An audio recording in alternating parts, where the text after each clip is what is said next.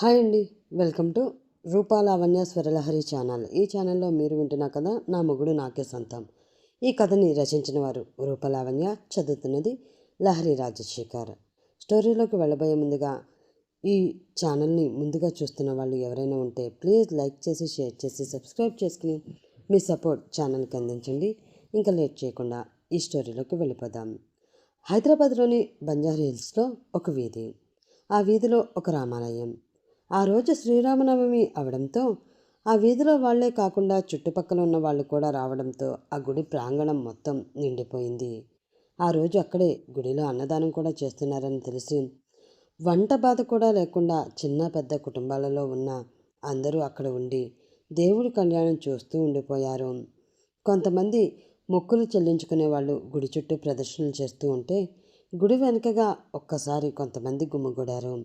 నెమలికంఠం రంగు లంగావోణి వేసుకున్న 20 ఏళ్ల అమ్మాయి చేస్తున్న ప్రదక్షిణను మధ్యలోనే ఆపేసి తన పరికిణిని పైకెత్తి పట్టుకుని వేగంగా అక్కడికి వెళుతుంది. ఏమైందండి అంటూ ఇద్దరు ముగ్గురిని తోసుకుంటూ ముందుకు వెళ్ళేసరికి కింద నేల మీద ఎవరో ఒక ఆవిడ కళ్ళు తిరిగి పడిపోయి కనిపిస్తుంది. చూడటానికి 50 ఏళ్ల పైనే ఉన్న ఆవిడలా కనిపిస్తే మెడలో ఉన్న బంగారు కొలుసు, చేతికి ఉన్న బంగారు గాజులు చూస్తుంటే డబ్బున్న వాళ్లే అని తెలుస్తూ ఉంటుంది. అంతమంది చుట్టూ చేరినా కూడా ఆమెను అలాగే వదిలేశారు. కానీ కనీసం నీళ్లు తెచ్చి లేపాలన్న ఆలోచన కూడా ఎవరికీ రాలేదు.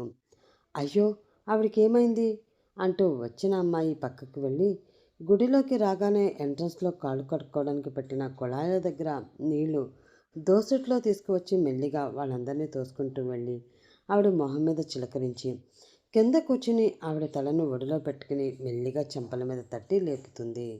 అప్పుడే ఎవరో పక్క నుంచి వాటర్ బాటిల్ అందిస్తే మెల్లిగా కళ్ళు విప్పిన ఆవిడని కూర్చోబెట్టి గొంతులో నీళ్లు పోసి పిలుస్తూ ఉంటుంది ఆ అమ్మాయి.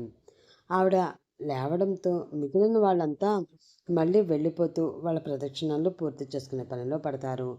ఒకరిద్దరు ముగ్గురు మాత్రం ఇంకా అక్కడే నిల్చొని ఆవిడ ఎవరు, ఎందుకు పడిపోయింది అని ఆరాలు తీయడానికి నిల్చుంటే ఆ అమ్మాయి మాత్రం ఆంటీ గారు ఇప్పుడు ఎలా ఉంది అంటూ అభిమానంగా అడుగుతుంది.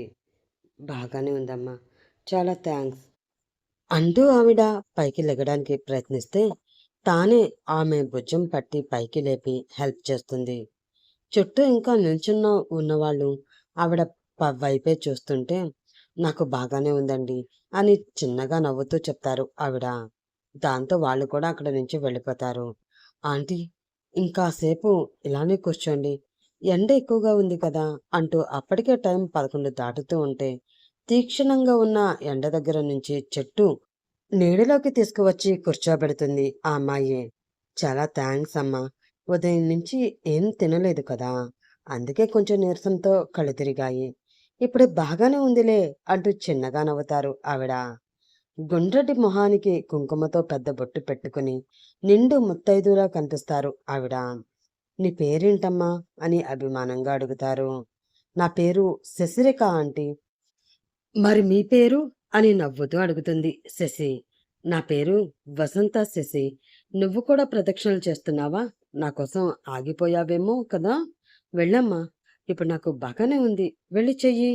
లేదు ఆంటీ, నేను ముక్కుకోలేదు, జస్ట్ 3 ప్రదక్షిణలు మాత్రమే అనుకున్నాను, అవి అయిపోయాయి, మీరు చెయ్యాలేమో కదా, ఈరోజు మరి అవేం పెట్టుకోకండి, అసలే ఉపవాసం ఉన్నారు అంటున్నారు కదా, ఇంకో రోజు పెట్టుకోవచ్చు, టైంకి మొక్కులు చెల్లించలేదని దేవుడు ఎప్పుడూ కోపపడ్డడు ఆంటీ, ఆయనకి అందరూ సమానమే, మనమే మన పిచ్చి భయాలతో అన్నీ చేస్తూ ఉంటాం. వయసు చిన్నది అయినా ఎన్నో ఒడిదుడుకులు చూసిన అమ్మాయిలా చెప్తుంటే నవ్వుతూ చూస్తుంది వసంత. ఎందుకో ఆమె మనసులో సాక్షాత్తు ఆ శ్రీరామచంద్రుడే ఆవిడ కోసం ఈ అమ్మాయిని పంపించాడేమో అనిపిస్తుంటే, నిజమే తల్లి, నేను వేరే రోజు చేస్తాను, ఎందుకే మీ ఇల్లు ఇక్కడేనా అంటూ మెడలో ఒక చైన్ తప్ప ఇంకేమీ లేకపోవడంతో పెళ్లి కాలేదని కాస్త సంతోషంగా అడుగుతుంది వసంత. లేదు ఆంటీ, మాది ఈ ఊరు కానే కాదు, నేను ఇక్కడే దగ్గరలో హాస్టల్లో ఉంటున్నాను, ఈరోజు శ్రీరామనవమి కదా, మా ఆఫీస్కి హాలిడే ఇచ్చారు, అందుకే కళ్యాణం చూద్దామని వచ్చాను అంటూ ఆమెడిని మెల్లిగా లేపి ఎగ్జిట్ వైపు నడుస్తూ ఉంటుంది శశి. అవునా, అయితే మీది ఏ ఊరు? ముందుకు నడుస్తూనే అడుగుతుంది వసంత. మాది కర్నూలు దగ్గర చిన్న ఊరు ఆంటీ. అమ్మా నాన్న చిన్నప్పుడే చనిపోతే బాబాయ్ వాళ్ళ దగ్గరే పెరిగాము. నేను తమ్ముడు. కొంచెం పెద్దయ్యాక నాకు జాబ్ రాగానే తమ్ముడిని కూడా తీసుకువచ్చి ఇక్కడే హాస్టల్లో ఉంచి చదివిస్తున్నాను. ఇంకా వాళ్ళకి భారం అవడం మాకిష్టం లేదు అంటూ ఎవరి జాలి చూపించడం తనకి ఇష్టం లేదు అన్నట్లు చెప్తూ వెళ్ళొస్తానా ఆంటీ అంటూ వెంటనే చెప్పేస్తుంది శశి. ఆగమ్మా, ఇప్పుడే కదా కలిసాం, ఎందుకు అప్పుడే అంత తొందర? నువ్వింతకీ దర్శనం చేసుకున్నావా లేదా అని అడుగుతుంది వసంత. హా ఆంటీ, ఇందాకే అయిపోయింది. లైన్ నేను వచ్చేటప్పటికి రోడ్డు మీదకి వచ్చేసింది, అందుకే ముందు దర్శనం చేసుకుని ఆ తర్వాత ప్రదక్షిణలు చేశాను. గుడికి మీరు ఒక్కరే వచ్చారా? తోడు ఎవరూ రాలేదా? పోనీ మీ ఇంటి వరకు నేను తోడు రానా? ఆకాశంలో ఎండని ఒకసారి చూసి మళ్ళీ అడుగుతుంది శశి. లేదమ్మా, నేను కారులోనే వచ్చాను. డ్రైవర్ బయటే వెయిట్ చేస్తూ ఉంటాడు. పద, నిన్ను కూడా హాస్టల్ దగ్గర డ్రాప్ చేస్తానులే అంటూ శశి వద్దు అన్నా కూడా వినకుండా ఆమె చేతిని పట్టుకుని కారు వరకు తీసుకువెళ్తుంది వసంత. వసంతని చూడగానే డ్రైవర్ పరిగెత్తుకుంటూ దగ్గరికి వచ్చి, అమ్మగారు, అబ్బాయి గారు ఇందాకటి నుంచి ఒకటే ఫోన్లు, మిమ్మల్ని వెంటనే ఇంటికి రమ్మని ఆర్డర్. ఇప్పుడు కనుక మీరు రానంటే నా ఉద్యోగం పోతుందమ్మా, ప్లీజ్ వచ్చేయండమ్మా అంటూ బతిమలాడుతూ ఉంటే వింతగా చూస్తుంది శశి. హబ్బా, అలాగే పాపారావు. ఏం అంత తొందరగా ఉంది? సర్లే, ఇప్పుడు ఎలాగో ఇంటికే కదా వెళ్తున్నాం. ఈ అమ్మాయిని వాళ్ళ హాస్టల్ దగ్గర డ్రాప్ చేసి వెళ్దాం పదా అంటూ శశిని కూర్చోమని చెప్పి ఆమె పక్కనే కూర్చుంటుంది వసంత. అబ్బాయి గారు అంటే మీ అబ్బాయా ఆంటీ? అవునమ్మా, నాకు ఒక్కడే కొడుకు, అభిషేక్. నేను ఉపవాసం ఉంటే అస్సలు ఒప్పుకోడు. ఉదయం నేను ఇంట్లో తినకుండా వచ్చానని ఈ పాటికి వాడికి తెలిసిపోయి ఉంటుంది. అందుకే నేనైతే ఫోన్ లిఫ్ట్ చేయనని డ్రైవర్కి ఫోన్ చేసి వాడినే బెదిరిస్తున్నాడు. వాడికి నేనంటే ప్రాణం అని చిన్నగా నవ్వుతుంది వసంత. అతనే కరెక్ట్ ఆంటీ. చూసారా, తినకపోయేసరికి ఎలా కళ్ళు తిరిగి పడిపోయారో అనగానే ముందు కూర్చుని డ్రైవ్ చేస్తున్న పాపారావు, ఏంటి, పెద్దమ్మగారు పడిపోయారా?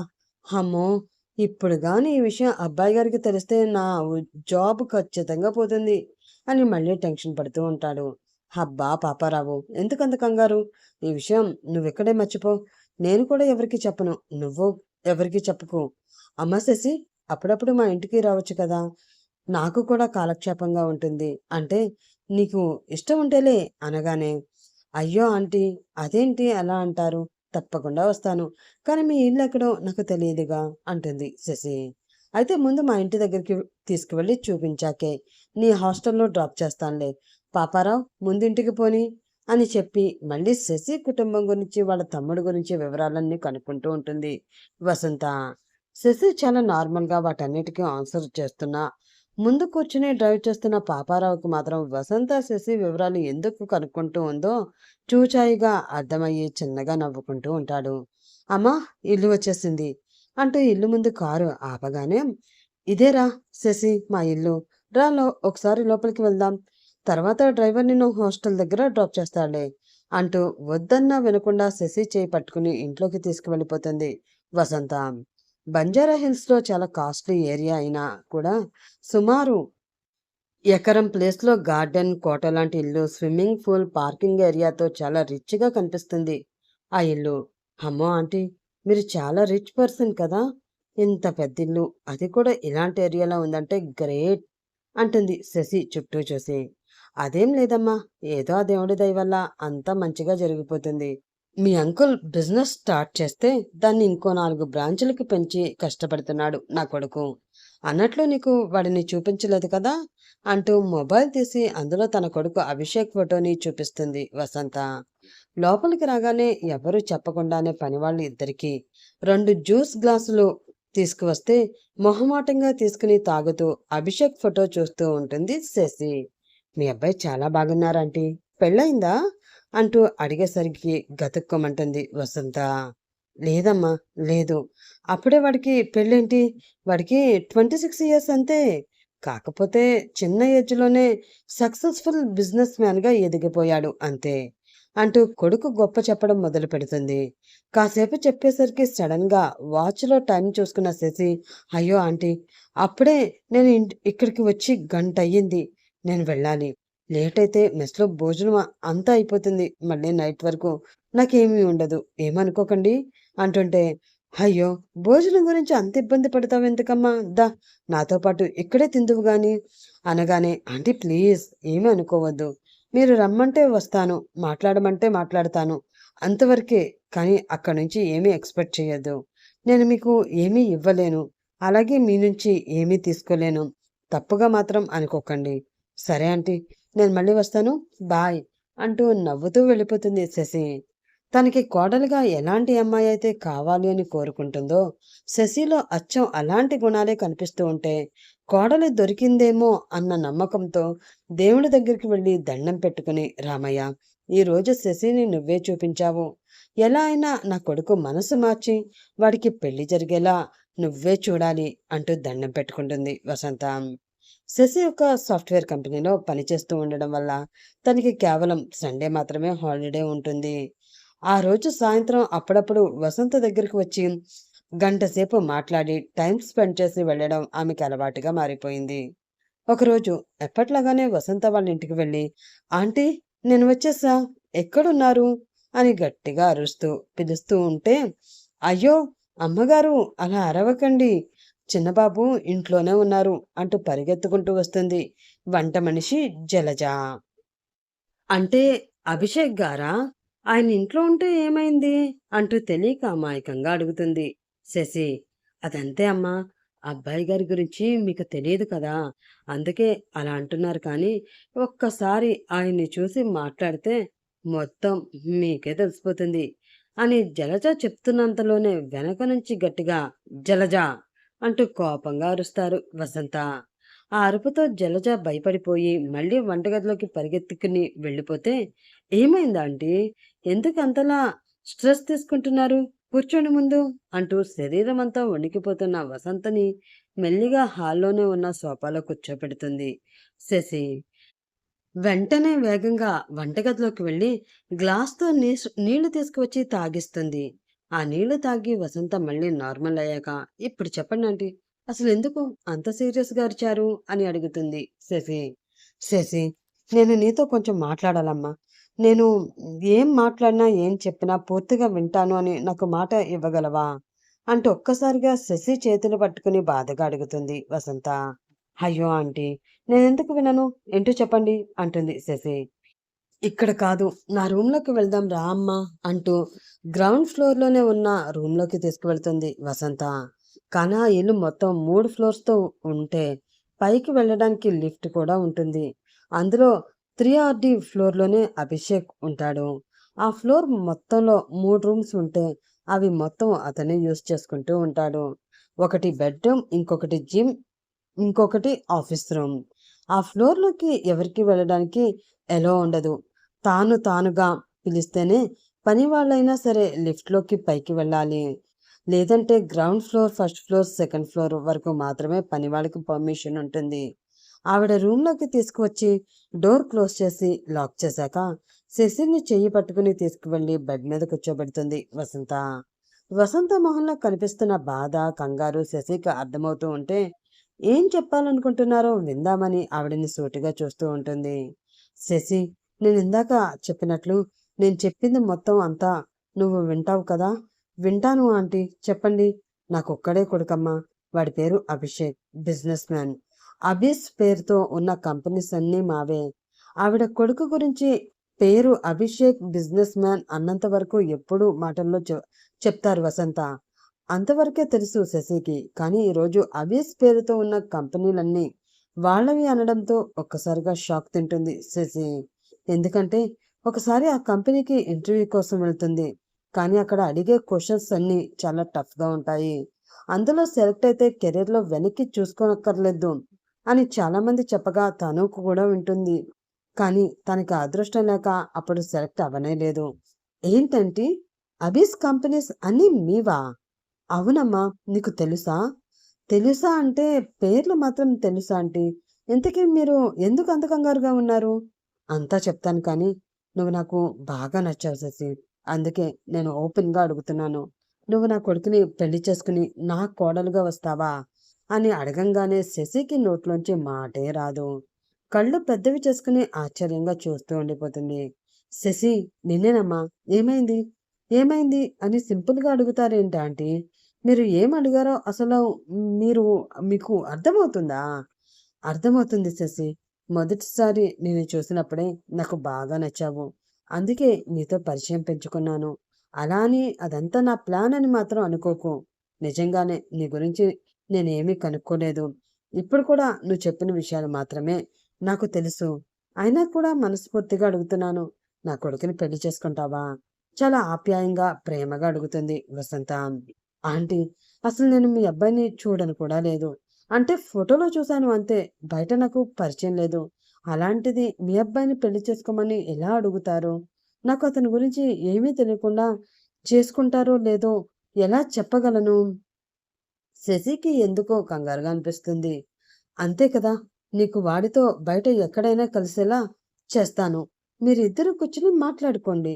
ఆ తర్వాత నాకు విషయం చెప్పండి. ఒప్పుకుంటుందని అప్పుడే వసంత నవ్వుతూ ఉత్సాహంగా చెప్తూ ఉంటుంది.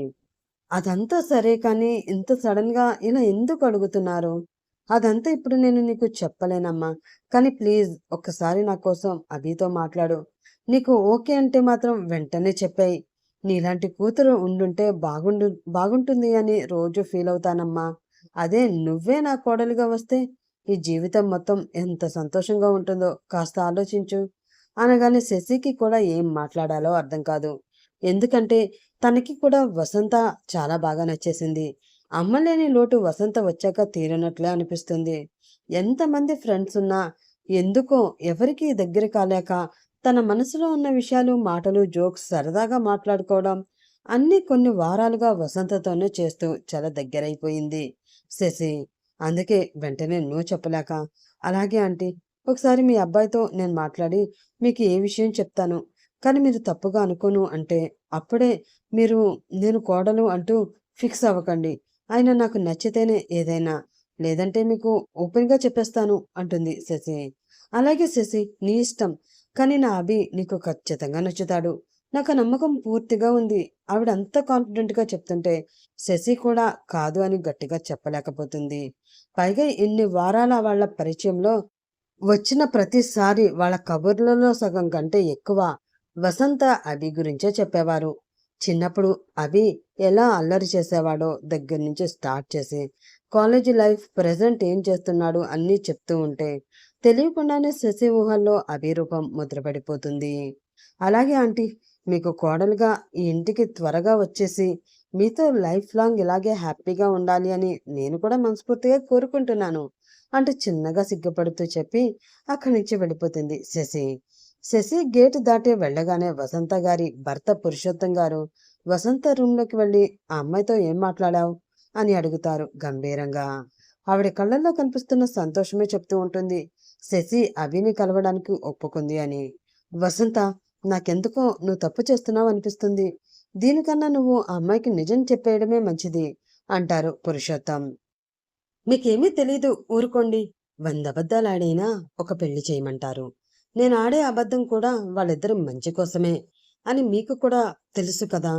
అయినా మనం ఈ విషయం ఎంత తక్కువగా మాట్లాడుకుంటే అంత మంచిది అనేసి అక్కడి నుంచి వెళ్ళిపోతుంది వసంత. 2 రోజుల తర్వాత వసంత ఫోన్ చేసి అభి నీ ఆఫీస్‌కి దగ్గరలో ఉన్న రెస్టారెంట్‌లోనే కలుస్తాడని చెప్పమన్నాడు శశి. నీకు అడ్రస్, టైం మెసేజ్ పెడుతున్నాను. చూసుకుని వెళ్తావు కదా అని అడుగుతారు. హా ఆంటీ, తప్పకుండా వెళ్తాను. వెళ్ళొచ్చాక మీకు మళ్ళీ కాల్ చేస్తాను. మీరు ఎక్కువగా దీని గురించి ఆలోచించకండి. ఉంటాను అంటూ కాల్ కట్ చేస్తుంది శశి. శశి ఒకసారి అభిని కలిస్తే చాలు అని దేవుడికి దండం పెట్టుకుంటూ ఉంటుంది వసంత. కానీ అక్కడ శశి పిన్ని, బాబాయ్ వాళ్ళకి చెప్పకుండా నేను ఇలా అతన్ని కలవడం అసలు పద్ధతేనా? తెలిస్తే వాళ్ళేమనుకుంటారో? ఇన్నాళ్ళు మమ్మల్ని అమ్మా నాన్న లేకపోయినా కూడా పెంచి పెద్ద చేశారు. ఇప్పుడు పెళ్లి విషయంలో ఇలా నా సొంత నిర్ణయం తీసుకుంటున్నాను.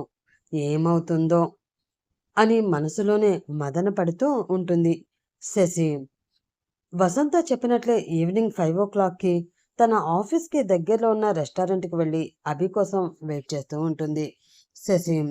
తను వచ్చిన 5 మినిట్స్కి ఫార్మల్ డ్రెస్ పైన కాస్ట్లీ బ్లేజర్ వేసుకుని బ్లాక్ గాగుల్స్తో స్టైల్గా లోపలికి వస్తాడు అభి. ఇంతకుముందు వసంత మొబైల్లో అతని ఫోటో చూసినా కూడా అప్పటికి అతని వయసు 20 ఇయర్స్ ఉంటుంది. కానీ ఇప్పుడు చాలా మారిపోయి ఫుల్ మ్యాన్లీ లుక్లో గ్రీకు వీరుల్లా కనిపిస్తాడు మన శశికి. 6 అడుగుల ఎత్తులో సిల్కీ హెయిర్ నుదుటి మీదకి కొద్దిగా పడుతూ ఉంటే వత్తైన కనుబొమ్మలు, మీసం అతని అందమైన మొహానికి మరింత ఆకర్షణీయంగా కనిపిస్తాయి.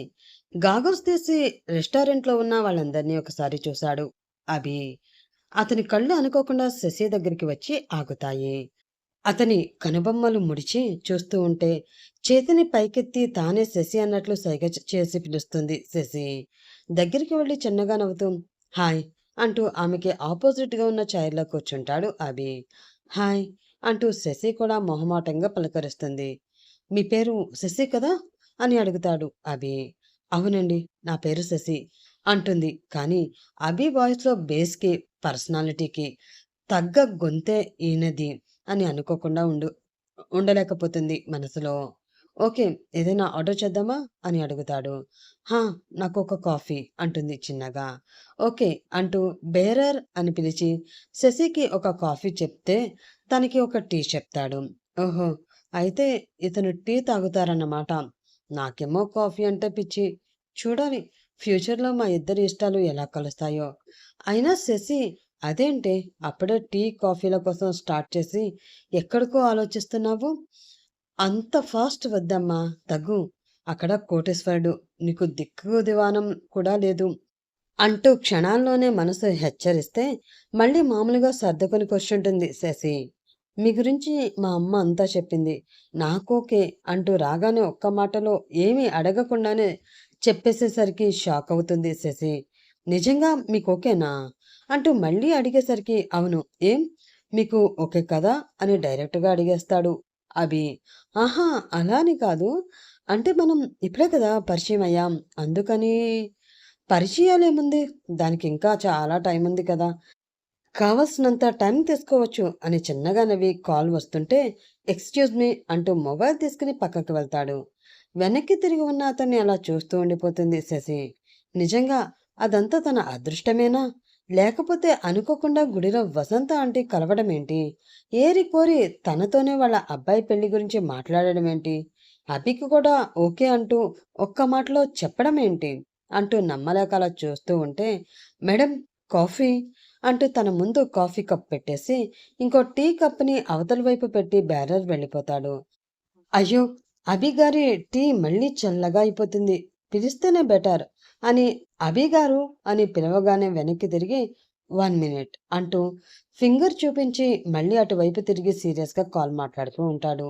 అమ్మో, బిజినెస్ కాల్స్లో చాలా బిజీగా ఉన్నట్లున్నారు.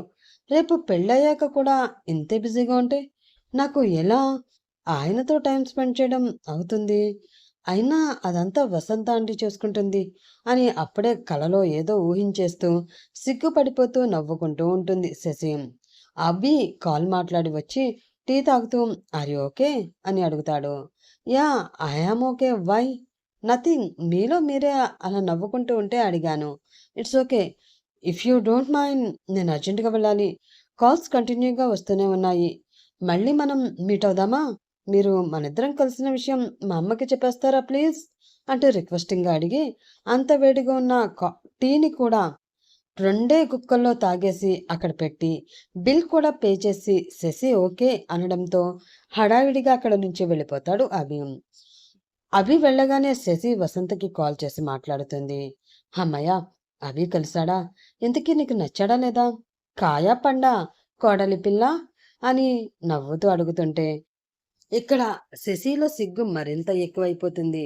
ఆంటీ ప్లీజ్ ఆపండి అంటూ సిగ్గుగా నవ్వేసరికి అభి అంటే శశి కూడా ఇష్టమే అని వసంత అర్థం చేసుకుని చాలరా తల్లి, ఈ ఒక్క మాట చాలు. నిన్ను పువ్వుల్లో పెట్టి చూసుకునే బాధ్యత నాది. నీకు అత్తలా కాదు, అమ్మలా ఉంటాను. నీకే కాదు, మీ తమ్ముడికి కూడా. ఇక్కడే హాస్టల్లో ఉంటున్నాడు అన్నావు కదా, వచ్చేటప్పుడు ఈసారి వాడిని కూడా తీసుకురావా? నాకు చూడాలని ఉంది. అలాగే మీ పిన్ని బాబాయ్ల ఫోన్ నెంబర్ కూడా ఇవ్వు. వాళ్ళతో ఎలా మాట్లాడాలో నాకు తెలుసు. నువ్వేం కంగారు పెట్టుకోకు, సరేనా అంటూ మాట్లాడి కాల్ కట్ చేస్తారు వసంత. తన మనసులో అనుకుంటున్నవన్నీ ఆవిడ నోట్లో నుంచి వచ్చేసరికి మరింతగా సంతోషపడిపోతుంది శశి. లేట్ చేయకుండా పిన్ని బాబాయ్ల ఫోన్ నంబర్ వసంతకి షేర్ చేసి మళ్ళీ ఆఫీస్కి వెళ్ళిపోతుంది ఆమె. ఆ రోజు నైట్ నుంచి హాస్టల్‌కి వెళ్ళి పడుకుంటుంది అన్న మాట గాని, ఏ పని చేస్తున్నా కూడా అభితో ఆమె పెళ్లి జరిగిపోయినట్లు అతనితో ఊహల్లో బ్రతికేస్తూ ఉంటుంది. ఫస్ట్ నైట్‌లో అభికి ఎలా దగ్గరవ్వాలి? అతను ఎలా దగ్గరికి తీసుకుంటాడు? ఆ తర్వాత ఇంట్లో ఉన్నప్పుడు వాళ్ళిద్దరి మధ్య జరిగే చిలిపి పనుల గురించి, పెళ్లి తర్వాత జాబ్ చేయాలా? వద్దా? అన్న విషయం, పిల్లలు పుడితే ఏం పేర్లు పెట్టాలి వరకు వెళ్ళిపోతుంది శశి ఆలోచనలు. అలా తెలియకుండానే మెంటల్‌గా అభిని తన భర్తగా ఫిక్స్ అయిపోయి, ఆల్మోస్ట్ ఎప్పుడూ అతని ఊహల్లోనే, అతనితోనే బ్రతికేస్తూ ఉంటుంది. ఆంటీ అంటూ ఇంట్లోకి అడుగుపెట్టి పిలవగానే నవ్వుతూ ఎదురొస్తుంది వసంత. ఇదిగోండి వీడే నా చిట్టి తమ్ముడు. చూస్తా అన్నారుగా, అందుకే ఎగ్జామ్ ఉందన్నా వినకుండా లాక్కొచ్చేశాను అంటూ చరణ్‌ని పరిచయం చేసింది శశి. ఎవరితోనూ ఎంత చనువుగా ఉండని శశి ఇలా ఆవిడ దగ్గర మాత్రం చాలా దగ్గర అమ్మాయిలా మాట్లాడుతూ ఉంటే వింతగా నవ్వుతూ చూస్తాడు చరణ్. నమస్తే ఆంటీ అంటూ చరణ్ కూడా శశిలాగానే చూడగానే సంస్కారవంతుడిలా కనిపిస్తాడు వసంతకి. చరణ్ నిన్ను ఎప్పుడూ చూడనే లేదు. శశి నువ్వు ఇంటర్మీడియట్ సెకండ్ ఇయర్ చదువుతున్నావు అని చెప్పింది కానీ, మీ అక్క అంత పొడిగే ఉన్నావు. రా నాన్న కూర్చో. శశి నువ్వు కూడా రా అంటూ వాళ్ళిద్దరినీ ఆమెకి చెరోవైపు కూర్చోపెట్టుకుని వద్దన్నా వినకుండా స్నాక్స్ అన్నీ తినిపించి చాలా బాగా చూసుకుంటుంది వసంత. ఆ ఇంటిని, ఇంట్లో ఉన్న పని వాళ్ళని, ముఖ్యంగా వసంతని చూసి తన అక్క అదృష్టానికి సంతోషపడుతూ అడు చరణ్ కూడా. శశికి 8 ఏళ్ల వరకు వాళ్ళ అమ్మా నాన్నలతో వాళ్ళ నలుగురు చాలా సంతోషంగా ఉండేవారు. కానీ ఆ తర్వాత యాక్సిడెంట్‌లో వాళ్ళ అమ్మా నాన్న ఒకేసారి చనిపోవడంతో పిన్ని, బాబాయ్ దగ్గరికి వీళ్ళిద్దరూ చేరారు. బయటికి కనిపించేలా కష్టాలు పెట్టకపోయినా ప్రతి దాంట్లోని వాళ్ళ పిల్లలకి వీళ్ళకి భేదం చూపిస్తూ వీళ్ళ స్థాయిని మాటి మాటికి గుర్తు చేస్తూనే ఉండేది వాళ్ళ పిన్ని. ఇంట్లో పని అంతా కూడా శశితోనే చేయిస్తూ బాబాయ్ ముందు మాత్రం చాలా మంచిగా చూసుకునేది. అలా అన్ని పనులు చేస్తూనే చిన్నగా ఉన్నప్పటి నుంచి చాలా కష్టంగా అవన్నీ భరిస్తూ చదువుకుంటూ ఉండేది శశి. చరణ్కి కూడా ఎప్పుడూ చదువు గురించి చెప్తూనే ఉండేది.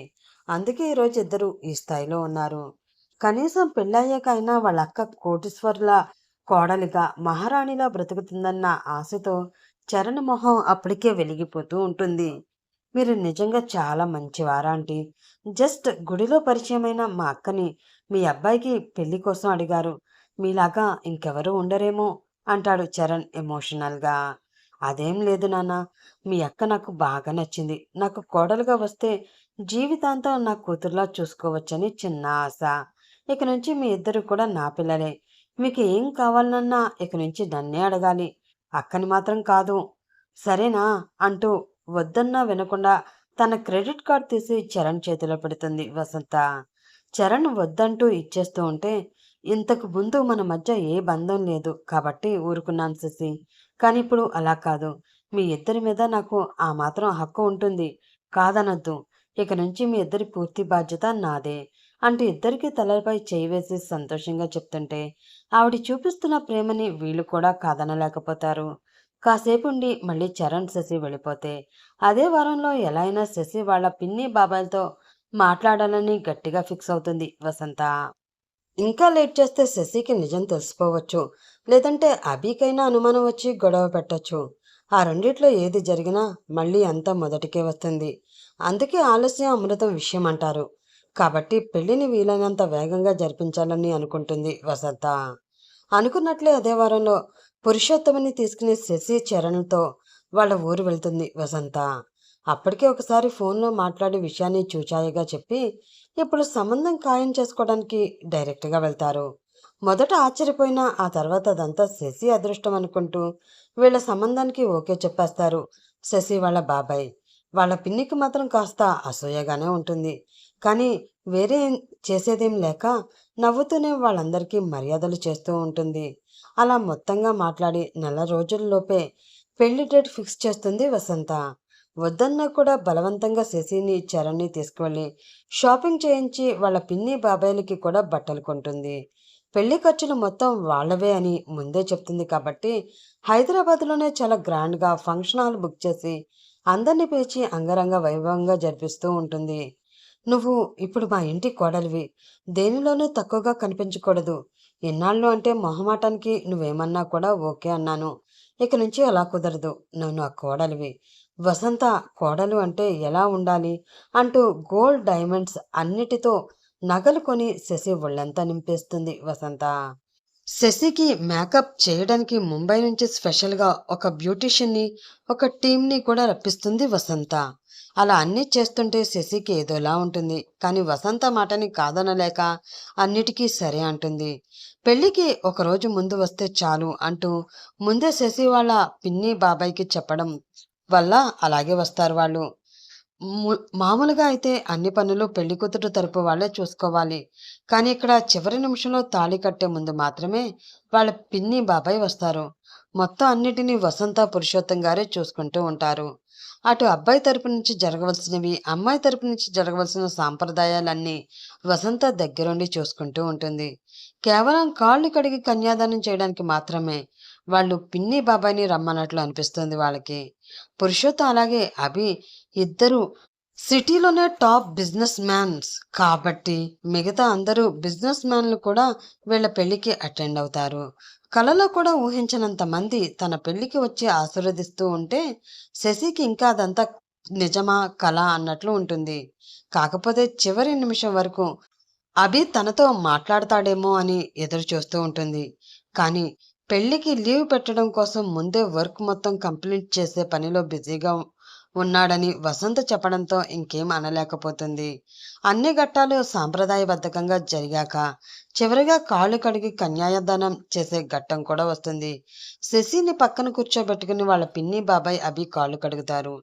అడ్డుతెర వాళ్ళ మధ్య ఉండగా పంతులు గారు ముహూర్తం అయిందని ఇద్దరి చేతిలో జీలకర్ర బెల్లం పెట్టి సరిగ్గా ముహూర్తం సమయాన ఒకరి తల మీద ఒకరిని పెట్టుకోమని చెప్తుంటారు. వెనుక శ్రావ్యంగా సన్నాయి మేళం వినిపిస్తూ ఉంటే అందరి ఆశీర్వాదాల నడుమ అడ్డుతెర తొలగిపోగా తలపైన ఒకరు జీలకర్ర బెల్లం పెట్టుకుంటారు అభి శశి ఇద్దరు. ఆ రోజు రెస్టారెంట్లో చూసిన అభియే తప్ప మళ్ళీ ఇప్పటి వరకు ఆమెకి చూసే అవకాశం ఉండదు. అందుకే సిగ్గుగా అనిపిస్తున్నా కూడా అంతమందిలో ఉన్న కళ్ళని కొద్దిగా పైకెత్తి తల మాత్రం అలాగే కిందకి ఉంచి చూస్తుంది అభిని. అతను కూడా తన వైపే చూసి చిలిపిగా నవ్వుతాడని ఆమె ఆశ. కానీ విచిత్రంగా అభిమోహం చాలా ఎర్రగా గంభీరంగా ఉంటుంది. అతనిలో పెళ్లి జరుగుతుందా అన్న సంతోషం ఏ కోసానా కనిపించదు. వెంటనే శశి కనుబొమ్మలు ముడిపడతాయి. ఎందుకు అభి అలా ఉన్నాడు అని తెలుసుకోవాలని ఆమె మనసు ఆతృత పడుతుంది. కానీ ఆ సమయంలో ఎవరిని అడగాలో తెలియదు. ఇద్దరి చేతుల్లో తెల్లని పట్టు వస్త్రాలు పెట్టి మధుపర్కాలు మార్చుకుని రండమ్మా అంటారు పంతులు గారు. మౌనంగా వాటిని తీసుకుని రూంలోకి వెళుతూ ఆంటీ అంటూ వసంతని మళ్ళీ పిలుస్తుంది. వసంత నవ్వుతూ దగ్గరికి వచ్చి ఇంకా ఆంటీ ఏంటమ్మా, అత్తయ్య అని పిలువు. ఏంటి చీర కట్టుకోవడంలో నా హెల్ప్ కావాలా? దానికి ఒక టీం ఉంది కదమ్మా, వాళ్ళని పంపిస్తాను, వాళ్ళైతే పర్ఫెక్ట్గా కడతారు. అప్పుడు ఫొటోస్లో వీడియోస్లో నా కోడలు ఇంకా అందంగా పడుతుంది అని బొగ్గు గిలుతుంటే లేదత్తయ్య, మీతో ఒక విషయం మాట్లాడాలి, ప్లీజ్ ఒకసారి రండి అంటూ గదిలోకి తీసుకువెళ్ళి అభిగారు ఎందుకు సీరియస్గా ఉన్నారు అని అడుగుతుంది. ఒక్కసారిగా వసంత గుండె స్కిప్ అవుతుంది. లేదమ్మా, నువ్వేదో తప్పుగా చూసినట్లున్నావు. అభి ఏమీ సీరియస్గా లేడు, మామూలుగానే ఉన్నాడు. కాకపోతే కాసేపు ముందే ఆఫీస్లో ఏదో టెన్షన్ వల్ల చాలా సీరియస్గా ఫోన్ మాట్లాడుతూ ఉన్నాడు. నేను అప్పుడే వాడి మీద కోప్పడి మళ్ళీ కొన్ని రోజుల వరకు ఫోన్ తీస్తే 4 దెబ్బలు పెడతాయని కూడా బెదిరించాను. అంతేకాని వాడు చాలా నార్మల్గానే ఉన్నాడు. నీతో మాట్లాడతానని చాలాసార్లు నన్ను అడిగాడు. కానీ పెళ్లి బట్టలో కలవడం సాంప్రదాయం కాదని నేనే వద్దన్నాను.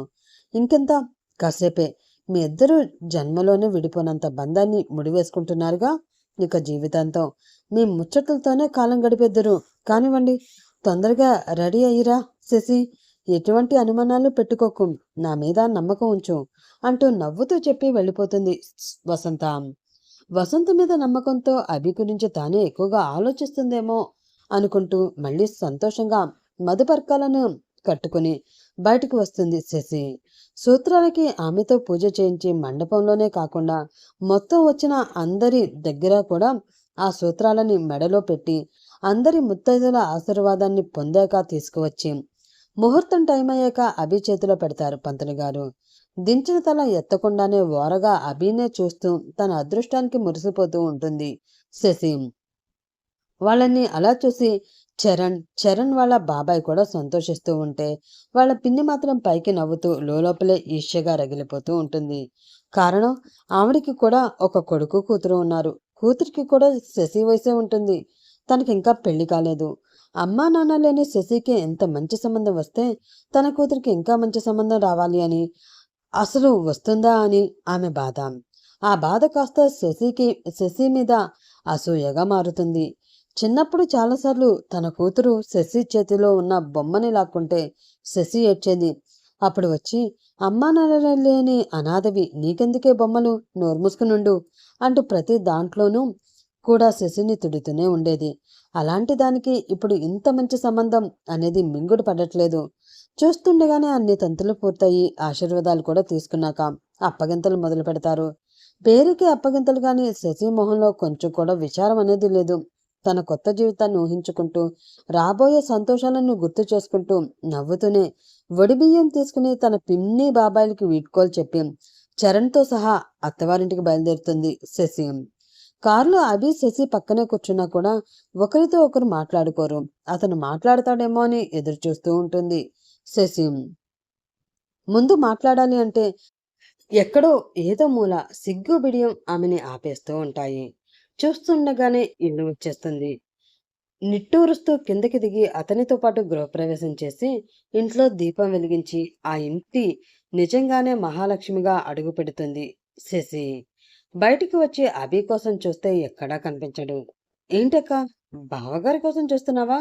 ఆయన పైన తన రూమ్కి వెళ్ళి రెస్ట్ తీసుకుంటున్నారులే. నీకు నాకు అత్తయ్య అదిగో ఆ రూమ్ ఇచ్చారు అంటూ గ్రౌండ్ ఫ్లోర్లో ఉన్న గెస్ట్ రూమ్ వైపు చూపిస్తాడు చరణ్. చాలేరా, నేనేమీ మీ బావగారి కోసం చూడట్లేదులే.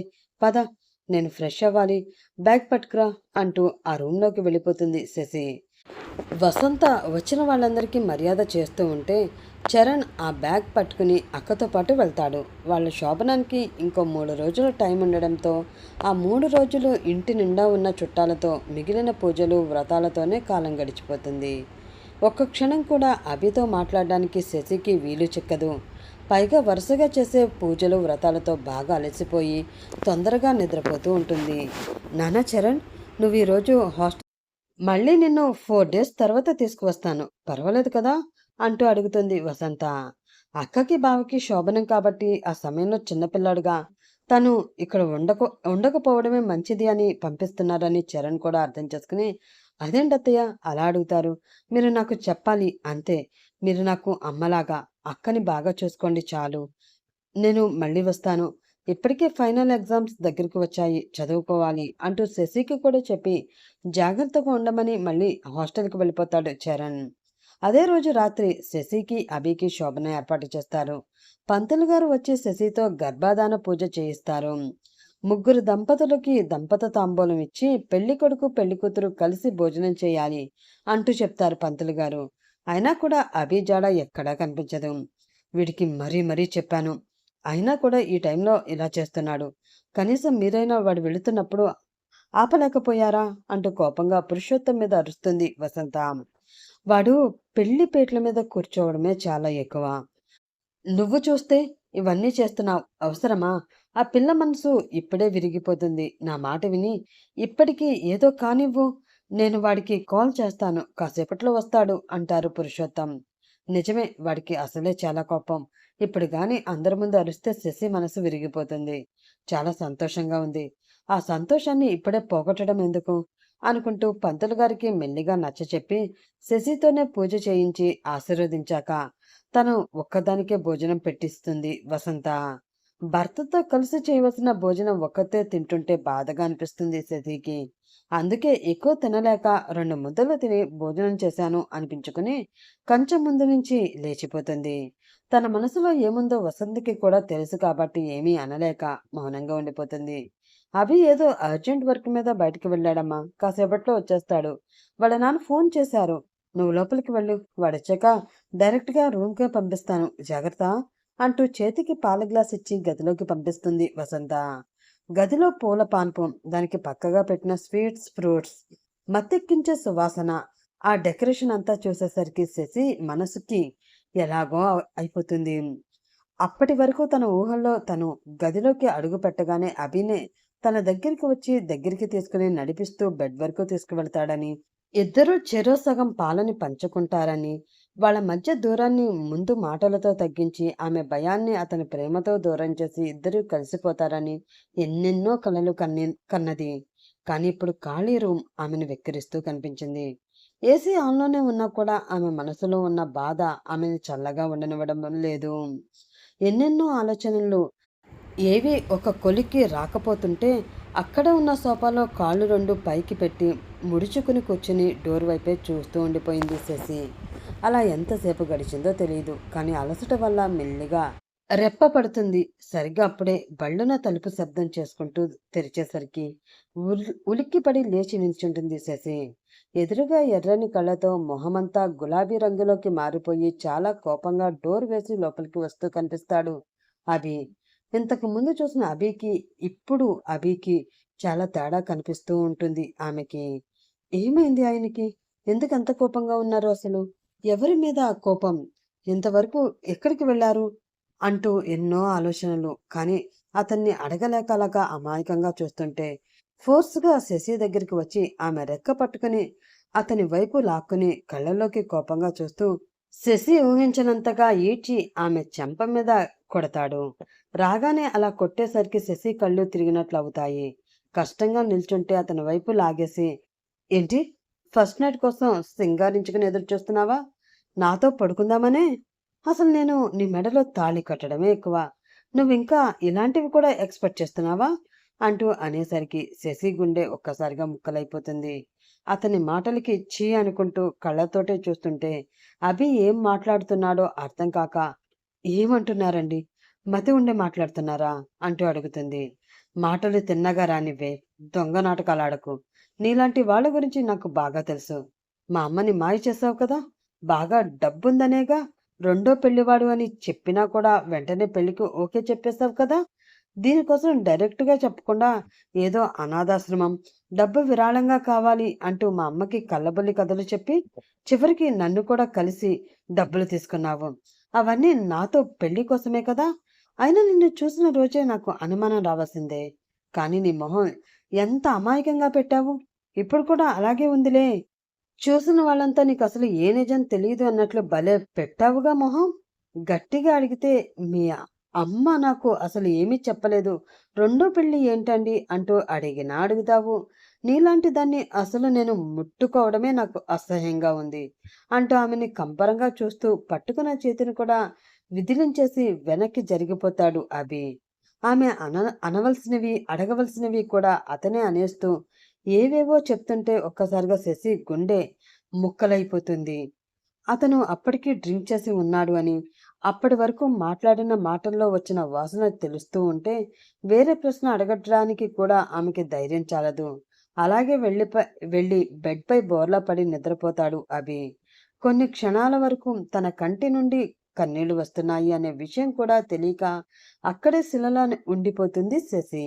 ఉన్న ఫలంగా అప్పుడే బయటికి వెళ్ళి వసంతని పట్టుకుని గట్టిగా నిలదీయాలని మనసు పూరుతున్నా ఇప్పుడు ఇంట్లో వీళ్లతో పాటు చుట్టాలు కూడా ఉన్నారు. వాళ్ళ దగ్గర వసంత పరువు తీయడం ఇష్టం లేక అతి కష్టంగా మనసుని సమాధానం పరుచుకుని అలానే ఏడుస్తూ సోఫాలో కూర్చుండిపోతుంది. ఎప్పుడు తెల్లవారుతుందో కూడా ఆమెకి ఆ బాధలో తెలియనే తెలీదు. వసంత వచ్చి మెల్లిగా డోర్ కొట్టే వరకు స్పృహలో లేని దానిలా పిచ్చిదానిలా ఏడుస్తూనే ఉంటుంది. మెల్లిగా వెళ్ళి డోర్ ఓపెన్ చేసేసరికి ఎదురుగా వసంత. వసంత శశిని క్షణం పాటు చూస్తుంది. ఎర్రటి కళ్ళు, చెంపల నిండా కన్నీళ్ల చారికలు. ఎలా పంపినమ్మాయి అలాగే ఉండడంతో ఏం జరిగి ఉంటుందో ఆవిడే ఊహిస్తుంది. కాబట్టి శశి చేతులు పట్టుకుని మెల్లిగా బయటికి తీసుకువచ్చి డోర్ దగ్గరికి వేస్తుంది. శశి, నాతో రామ్మా అంటూ వేరే గదిలోకి తీసుకువచ్చి ముందు వెళ్ళి ఫ్రెష్ అయ్యిరా, అప్పుడు మాట్లాడుకుందాం, ప్లీజ్ నా మాట విను అంటూ పంపించేస్తుంది. కానీ శశి కళ్ళల్లో కనిపిస్తున్న భావాలు వసంతని ప్రశాంతంగా ఉండనివ్వవు.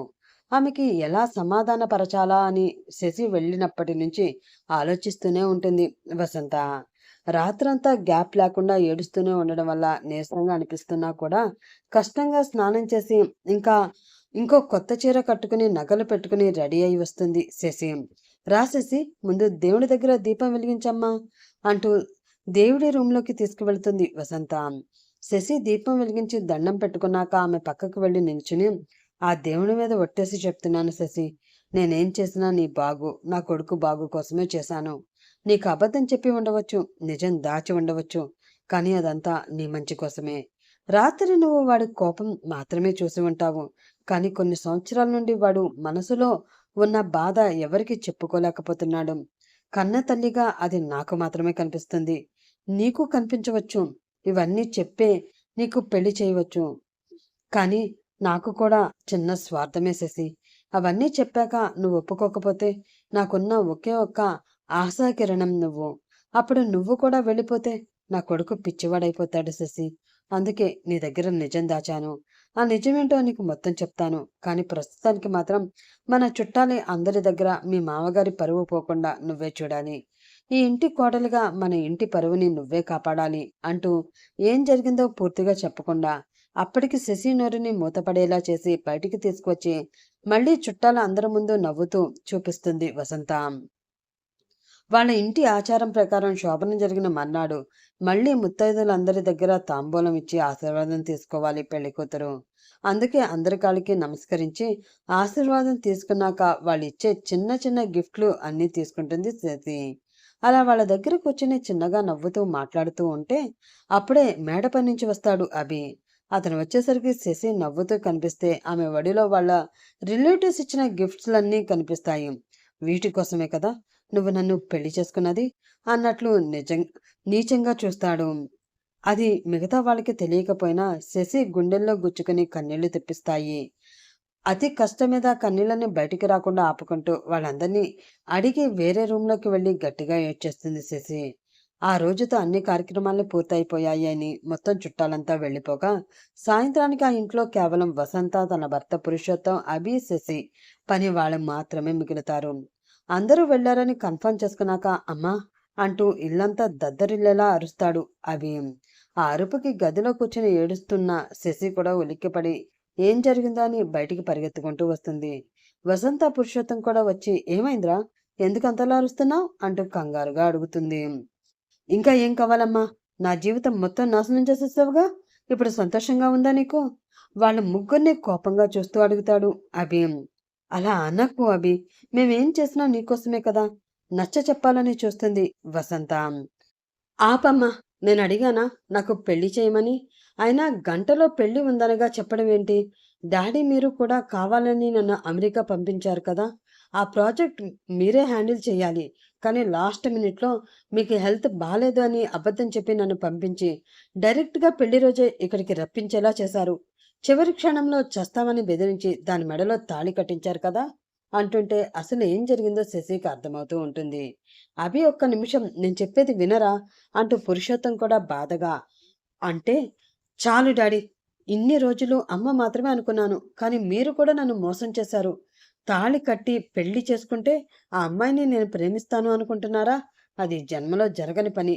ఏం చేస్తారో చేసుకోండి, నాకు మాత్రం అది మన ఇంటి పని మనిషి అనేసరికి శశి కళ్ళ నుండి కన్నీళ్లు ధారలుగా కారుతాయి.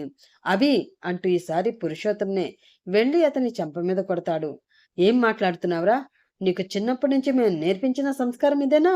ఒక ఆడపిల్లని, అందులోని నీ భార్యను పట్టుకుని ఇలాగైనా మాట్లాడేది? పుట్టినప్పటి నుంచి ఎప్పుడూ తన మీద చెయ్యి ఎత్తని తండ్రి ఈరోజు కొట్టేసరికి అభి మనసు ఎలాగో అయిపోతుంది. మరోసారి వాళ్ళని కోపంగా చూసి బాధగా కణించి వెళ్ళిపోతాడు. ఏమండి, మీరు తొందరపడి వాడిని కొట్టినట్లున్నారు, బాధపడుతూ వెళ్ళిపోయాడండి, వాడిని పిలవండి అంటూ ఏడుస్తూ వసంత. బాధపడని వసంత, ఇన్నాళ్ళు వాడని చూస్తూ మనం బాధపడలేదా? కానీ వాడితో చెప్పామా ఏంటి? లేదుగా, మనమే అర్థం చేసుకుని సైలెంట్గా ఉండిపోయాం. ఇప్పుడు వాడు బాధపడుతూ మనల్ని బాధ పెడుతుందే కాకుండా ఈ అమ్మాయిని కూడా బాధ పెడతాను అంటే ఆ మాటలకి ఇంకా ఊరుకోమంటావా? వాడికి కూడా తెలియాలి. నువ్వు ఇంకేం మాట్లాడకు. అమ్మ శశి, నువ్వు నా కూతురు లాంటి దానివే. నీకు నిజం చెప్పే పెళ్లి చేయమని మీ అత్తయ్యకి ఎన్నోసార్లు చెప్పాను. కానీ తను నువ్వు పెళ్లికి ఒప్పుకోవేమో అన్న భయంతో చెప్పకుండా నీ దగ్గర నిజాన్ని దాచేసింది. కానీ ఇప్పుడు నీకు మొత్తం అంతా చెప్పే సమయం వచ్చేసింది అంటూ వసంత వైపు చూసి నువ్వు చెప్తావా, నన్ను చెప్పమంటావా అని అడుగుతాడు పురుషోత్తం. నిజం ఏదైనా కానీ తన జీవితం అయితే నాశనమైపోయిందని అనిపిస్తూ ఉంటుంది శశికి. మీకన్నా శశి గురించి నాకే బాగా తెలుసండి. తనకి సమాధానం చెప్పుకోవాల్సింది కూడా నేనే. తనకి నిజం చెప్పవలసింది కూడా నేనే. అంటూ శశిని చెయ్యి పట్టుకుని బెడ్ వరకు తీసుకువచ్చి కూర్చోపెట్టి ఆ పక్కనే కూర్చుంటుంది వసంత. ఇంకా వాళ్ళిద్దరి మధ్య ఉండడం ఎందుకు అనుకుంటూ పురుషోత్తం మెల్లిగా ఆ గది నుండి బయటికి వచ్చేస్తాడు. ఇక్కడ లోపల వసంత శశికి నిజం చెప్పాలని అనుకుంటుంది. కానీ ఇప్పుడు శశి మొహంలో నిజం తెలుసుకోవాలన్న ఆతృత ఏమీ కనిపించడం లేదు. చాలా విచారంగా ఏది చెప్పినా కూడా తనకి ఒక్కటే అన్నట్లు బాధగా కూర్చుని ఎటువైపో చూస్తూ ఉంటుంది. అదంతా వసంతకి కూడా అర్థమవుతున్నా నిజం చెప్పడం అవసరం కాబట్టి చెప్పకపోతే తనని అభిని కూడా తప్పుగా అనుకుంటుంది శశి. కాబట్టి చెప్పడమే మంచిది అని చెప్తూ ఉంటుంది. అమ్మా శశి, నేనిప్పుడు చెప్పబోయేదంతా కూడా నిజంగా జరిగింది. నేను నీ దగ్గర నిజంగానే ఏనాడు అబద్ధాలు చెప్పలేదమ్మా. కేవలం నిజం దాచాను. అభికి కాలేజీ టైంలోనే ఒక అమ్మాయితో లవ్ ఉంది. తన పేరు శివాని. కాలేజీలో ఉన్నప్పుడే వాళ్ళిద్దరూ చాలా గాఢంగా ప్రేమించుకున్నారు అంటూ గతం చెప్తుంది వసంత. హాయ్ అభి, ఏం చేస్తున్నావు ఇక్కడ? వెనక నుంచి వచ్చి అతన్ని కౌగిలించుకుంటుంది శివాని. ఏ శివ, ఇది కాలేజ్. నీకెన్నిసార్లు చెప్పాను ఇలాంటివి ఇక్కడ వద్దని? చెప్తే వినవా? అంటూ చిరుకోపంగా ఆమె చేతుల్ని దూరం జరిపి ఆమె వైపు తిరిగి అంటాడు అభి. అయితే ఏముంది? ఇక్కడ ఎవరూ లేరుగా, మనమే ఉన్నాం కదా! ఎందుకు నువ్వెప్పుడూ నన్ను దూరం పెట్టాలని చూస్తావు? I love you so much Abhi. అందుకే నాకు నీ నుంచి దూరంగా ఉండాలి అంటే ఊపిరి ఆడనట్లు అనిపిస్తుంది. ఎప్పుడు నీతోనే ఉండాలనిపిస్తుంది. ప్లీజ్ మన స్టడీస్ కంప్లీట్ అవ్వగానే నువ్వు మీ నాన్నగారి బిజినెస్ హ్యాండ్ ఓవర్ చేసుకో. మనం త్వరగా పెళ్లి చేసుకుందాం అంటూ అతని చేతిని పట్టుకుని ప్రేమగా అడుగుతూ ఉంటే ఆమె ప్రేమలో మైమర్చిపోతూ అలాగే శివ, తప్పకుండా అంటూ ఆమెని దగ్గరికి తీసుకుంటాడు అభి. శివానికి ఎవరు ఉండరు. ఆమె ఒక అనాథ. కాలేజ్ వరకు కూడా ఎవరో డొనేట్ చేసిన డబ్బులతో స్కాలర్షిప్తో చదువుకుంటూ ఉంటుంది. అలా అనుకోకుండా కాలేజ్ ఫస్ట్లో అభి పరిచయం అయ్యి అతనితో పరిచయం పెంచుకుని తనే ముందుగా ప్రేమిస్తానంటూ అతనికి ప్రపోజ్ చేస్తుంది. అప్పటికే శివాని నచ్చడంతో ఫ్రెండ్స్ నుంచి లవర్గా యాక్సెప్ట్ చేస్తాడు అభి.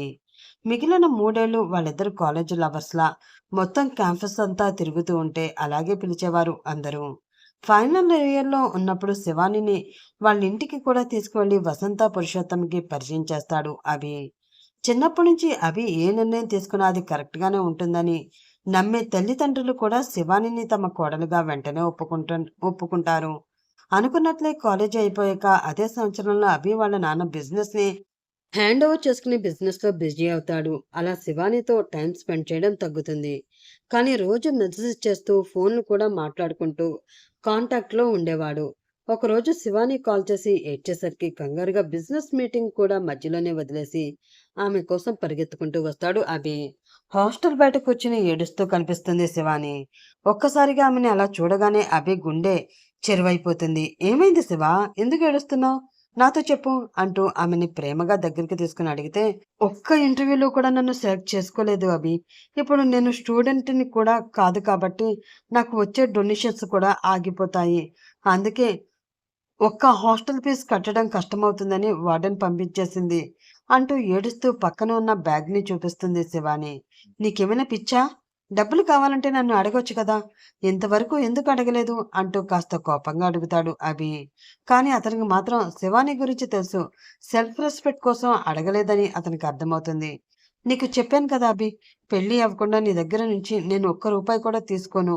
నువ్వేమైనా అనుకో, నాకు పిచ్చి అనుకున్నా పర్వాలేదు అంటూ మళ్ళీ చిన్నగా ఏడుస్తుంటే అప్పటికే లేట్ అయిందని అనిపిస్తుంది అభికి.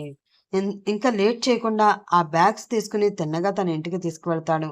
జరిగిన విషయం వసంతకి చెప్పగానే చాలా ఫీల్ అవుతుంది వసంత. శివ, ఏడవకమ్మా, నీకు మేమంతా ఉన్నాం కదా, ఇంతవరకు అసలు ఎందుకు రానిచ్చావు? సరేలే, అయ్యిందేదో అయిపోయింది. నువ్వు కూడా ఇకపైన మాతోనే ఉందువు గాని తొందరలోనే ముహూర్తం చూసి మీ ఇద్దరికి పెళ్లి చేసేస్తాం అని వసంత అనేసరికి అభి శివాని ఇద్దరు సంతోషపడతారు. అన్న మాట ప్రకారం పంతులు గారి దగ్గరికి వెళ్ళి మంచి ముహూర్తం చూసి అదే వారంలో వాళ్ళిద్దరికీ సింపుల్గా పెళ్లి చేసేస్తారు. కాకపోతే రిసెప్షన్ మాత్రం చాలా గ్రాండ్గా చేస్తారు. వసంత పురుషోత్తం అప్పటి నుంచి శివాని అసలు రూపం చూపించడం మొదలు పెడుతుంది. అప్పటి వరకు ఆమె చూపించిందంతా నటన. కేవలం అభికి దగ్గరయ్యి అతన్ని పెళ్లి చేసుకుని ఇంటి కోడలయ్యి ఆ ఆస్తినంతా అనుభవించడానికి ఆమె వేసిన ప్లాన్. ఆ రోజు నుంచి తన ఇష్టం వచ్చినట్లు డబ్బులు ఖర్చు పెట్టడం మొదలు పెడుతుంది. అభి బిజినెస్‌లో బిజీ అయితే తనని పూర్తిగా వదిలేసి ఉదయం వెళ్లి మిడ్‌నైట్ పార్టీలని ఎంజాయ్ చేసి పబ్బుల్లో ఫుల్‌గా తాగేసి వస్తుంటే అది వసంత పురుషోత్తం చూడలేక ఎంతగానో లవ్ చేసిన అభికి చెప్పలేక చాలా బాధపడుతూ ఉంటారు. ఓ రోజు వసంత శివానీని పిలిపించి కూర్చోపెట్టి, అమ్మా శివాని, నువ్వు చేస్తున్నది కరెక్ట్ కాదు. దీనివల్ల నీ ఆరోగ్యం పాడవడమే కాదు, మీ ఇద్దరి మధ్య గొడవలు జరిగే దూరం కూడా పెరగవచ్చు. పోనీ ఒక రోజు అంటే పార్టీ ఫ్రెండ్స్ అనుకోవచ్చు, కానీ నువ్వు ఈ మధ్యన రోజు అలాగే వస్తున్నావు. కనీసం అభిని పట్టించుకోవడం కూడా మానేశావు. వాడు పైకి చెప్పలేకపోయినా నువ్వు దూరంగా ఉంటున్నందుకు చాలా బాధపడుతూ ఉంటాడమ్మా. రేపొద్దున మీ ఇద్దరికి పిల్లలు పుడితే వాళ్ళని చూసుకోవాల్సిన బాధ్యత కూడా నీదే కదా. అందుకే నా మాట విని నువ్వు కొంచెం అనగానే, నేను కొంచెం మీ ఇంట్లో పని మనిషిలాగా పనులు చేస్తూ ఇంట్లో పడి బ్రతకాలా? ఏంటండి ఇది? మీరిలా మాట్లాడతారని నేను అస్సలు అనుకోలేదు. ఏదో ఫ్రెండ్స్‌తో సరదాగా పార్టీ అని బయటికి వెళ్తే దానికి ఇంత క్లాస్ పీకాలా? నేను అభిని పెళ్లి చేసుకోవడం మీకు ఇష్టం లేకపోతే అది అప్పుడే చెప్పొచ్చు కదా! ఇప్పుడెందుకు ఇలా మాట్లాడతారు? అంటే కావాలనే చిన్న విషయాన్ని పెద్దది చేసి గొడవ పడుతుంది శివాని. ఆ టైంలో అభి ఇంట్లోనే ఉన్నాడని తనకిది బాగా తెలుసు. అందుకే కావాలని పెద్ద గొంతుతో అరిచేసరికి పురుషోత్తం, అభి ఇద్దరూ అక్కడికి వచ్చి ఏమైంది అంటూ అడుగుతారు. పురుషోత్తం అడిగినా కూడా శివాని సమాధానం చెప్పకుండా అభి వైపు చూసి కళ్ళల్లో నీళ్లు దించేస్తుంది. అందుకే అభి అక్కడ ఏమైందో కనుక్కోకుండానే ఆమె దగ్గరికి తీసుకుని, ఏమైంది శివ? ఎందుకు ఏడుస్తున్నావు? అమ్మ నిన్ను ఏమైనా అన్నదా? అంటూ వసంత వైపు కూడా చూసేసరికి ఈసారి వసంత కూడా ఆశ్చర్యంగా చూస్తుంది. అభి ఎప్పుడు ఆమెకి చేరికే. ఏ విషయం తనతో దాచేవాడు కాదు, అన్నీ షేర్ చేసుకునేవాడు. అలాంటిది ఇప్పుడు శివాని కళ్ళల్లో నీళ్లు చూసి తనే ఏమైనా అనేసిందని అప్పుడే ఒక నిర్ణయానికి కూడా వచ్చి అనుమానంగా చూసేసరికి ఆవిడ మనసు బాధపడుతుంది. అది కాదబ్బి, ఈ మధ్య శివాని పార్టీలంటూ లేట్ లేట్ నైట్ వస్తుంది కదా, అందుకని. అందుకని శివాని అంటావా? లేదు, అంత అవసరం ఏముందమ్మా? ఏదో ఫ్రెండ్స్తో సరదాగా పార్టీ అనే కదా వెళ్ళింది. అయినా తను ఎప్పుడు వెళ్ళినా నాకు కాల్ కానీ మెసేజ్ కానీ చేసి చెప్తూనే ఉంటుంది. అయినా మా ఇద్దరికి లేని ఇబ్బంది నీకెందుకమ్మా? ఇప్పటికే నాకున్న టెన్షన్స్ చాలవా, ఇప్పుడు ఇది కూడానా? అంటూ ఎప్పుడూ లేనిది వసంత గారి మీద విసుక్కుని శివానిని తీసుకుని అక్కడి నుంచి బయటికి వెళ్ళిపోతాడు. వసంత ఏడుస్తూ గదిలోకి వెళ్తే వెనక్కే పురుషోత్తం గారు కూడా వెళ్ళి, ఎందుకు వసంత బాధపడతావు? వదిలేసాయి, అమ్మాయి చిన్నది, ఏదో సరదాగా వెళుతుంది, అవసరమా చెప్పి ఇవన్నీ ఇప్పుడు? అభి చెప్పినట్లు నువ్వు అవన్నీ పట్టించుకోకు. వాళ్ళిద్దరి మధ్యలో మన జోక్యం అనవసరం. పురుషోత్తం గారు అలా చెప్పేసరికి వసంత కూడా తనదే తప్పేమో అని ఆలోచిస్తుంది. ఆ రోజు నుండి ఇంకా శివానితో ఎక్కువగా మాట్లాడకుండా దూరంగా ఉండడం, తను ఏ టైంకి వచ్చినా అడగకుండా మామూలుగా ఉండడం చేస్తుంది. కొన్ని రోజులకి, అమ్మా ఎక్కడున్నావు అంటూ గట్టిగా ఆనందంగా అరుచుకుంటూ వస్తాడు ఇంట్లోకి అభి. ఇక్కడే ఉన్నాను అభి, ఏంటి అంత సంతోషం, నాతో కూడా చెప్పు అంటూ ఎదురు వస్తారు వసంత. ఆవిడ్ని రెండు చేతులు పట్టుకుని చుట్టూ తిప్పేస్తూ ఆనందంతో, అమ్మ, బెస్ట్ బిజినెస్ మ్యాన్ అవార్డు ఇవ్వడంలో నా పేరుని నామినేట్ చేశారు. నేను బిజినెస్లో దిగిన 2 ఏళ్లలోనే ఈ అవార్డు రావడం చాలా గ్రేట్ తెలుసా అంటూ చెప్తుంటే, బెస్ట్ బిజినెస్ మ్యాన్ అవార్డు రావడం ఎంత కష్టమో ఆవిడకి తెలుసు కాబట్టి చాలా సంతోషపడుతుంది. అభిని దగ్గరికి తీసుకుని ముద్దులు పెట్టి, నాకు తెలుసు నాన్న, నువ్వు ఏదో ఒక రోజు అనుకున్నది సాధిస్తావు అంటూ అప్పటికప్పుడే స్వీట్ చేసి కొడుకుకి తినిపిస్తుంది. ఆ గుడ్ న్యూస్ చెప్పాలని శివానికి కాల్ చేస్తూనే ఉంటాడు అభి. కానీ ఎంత చేసినా ఆమె ఫోన్ స్విచ్ ఆఫ్ వస్తూనే ఉంటుంది. నైట్ 12:30 అవుతున్న శివాని ఇంటికి రాకపోయేసరికి మొదటిసారి అభిలో కంగారు మొదలవుతుంది.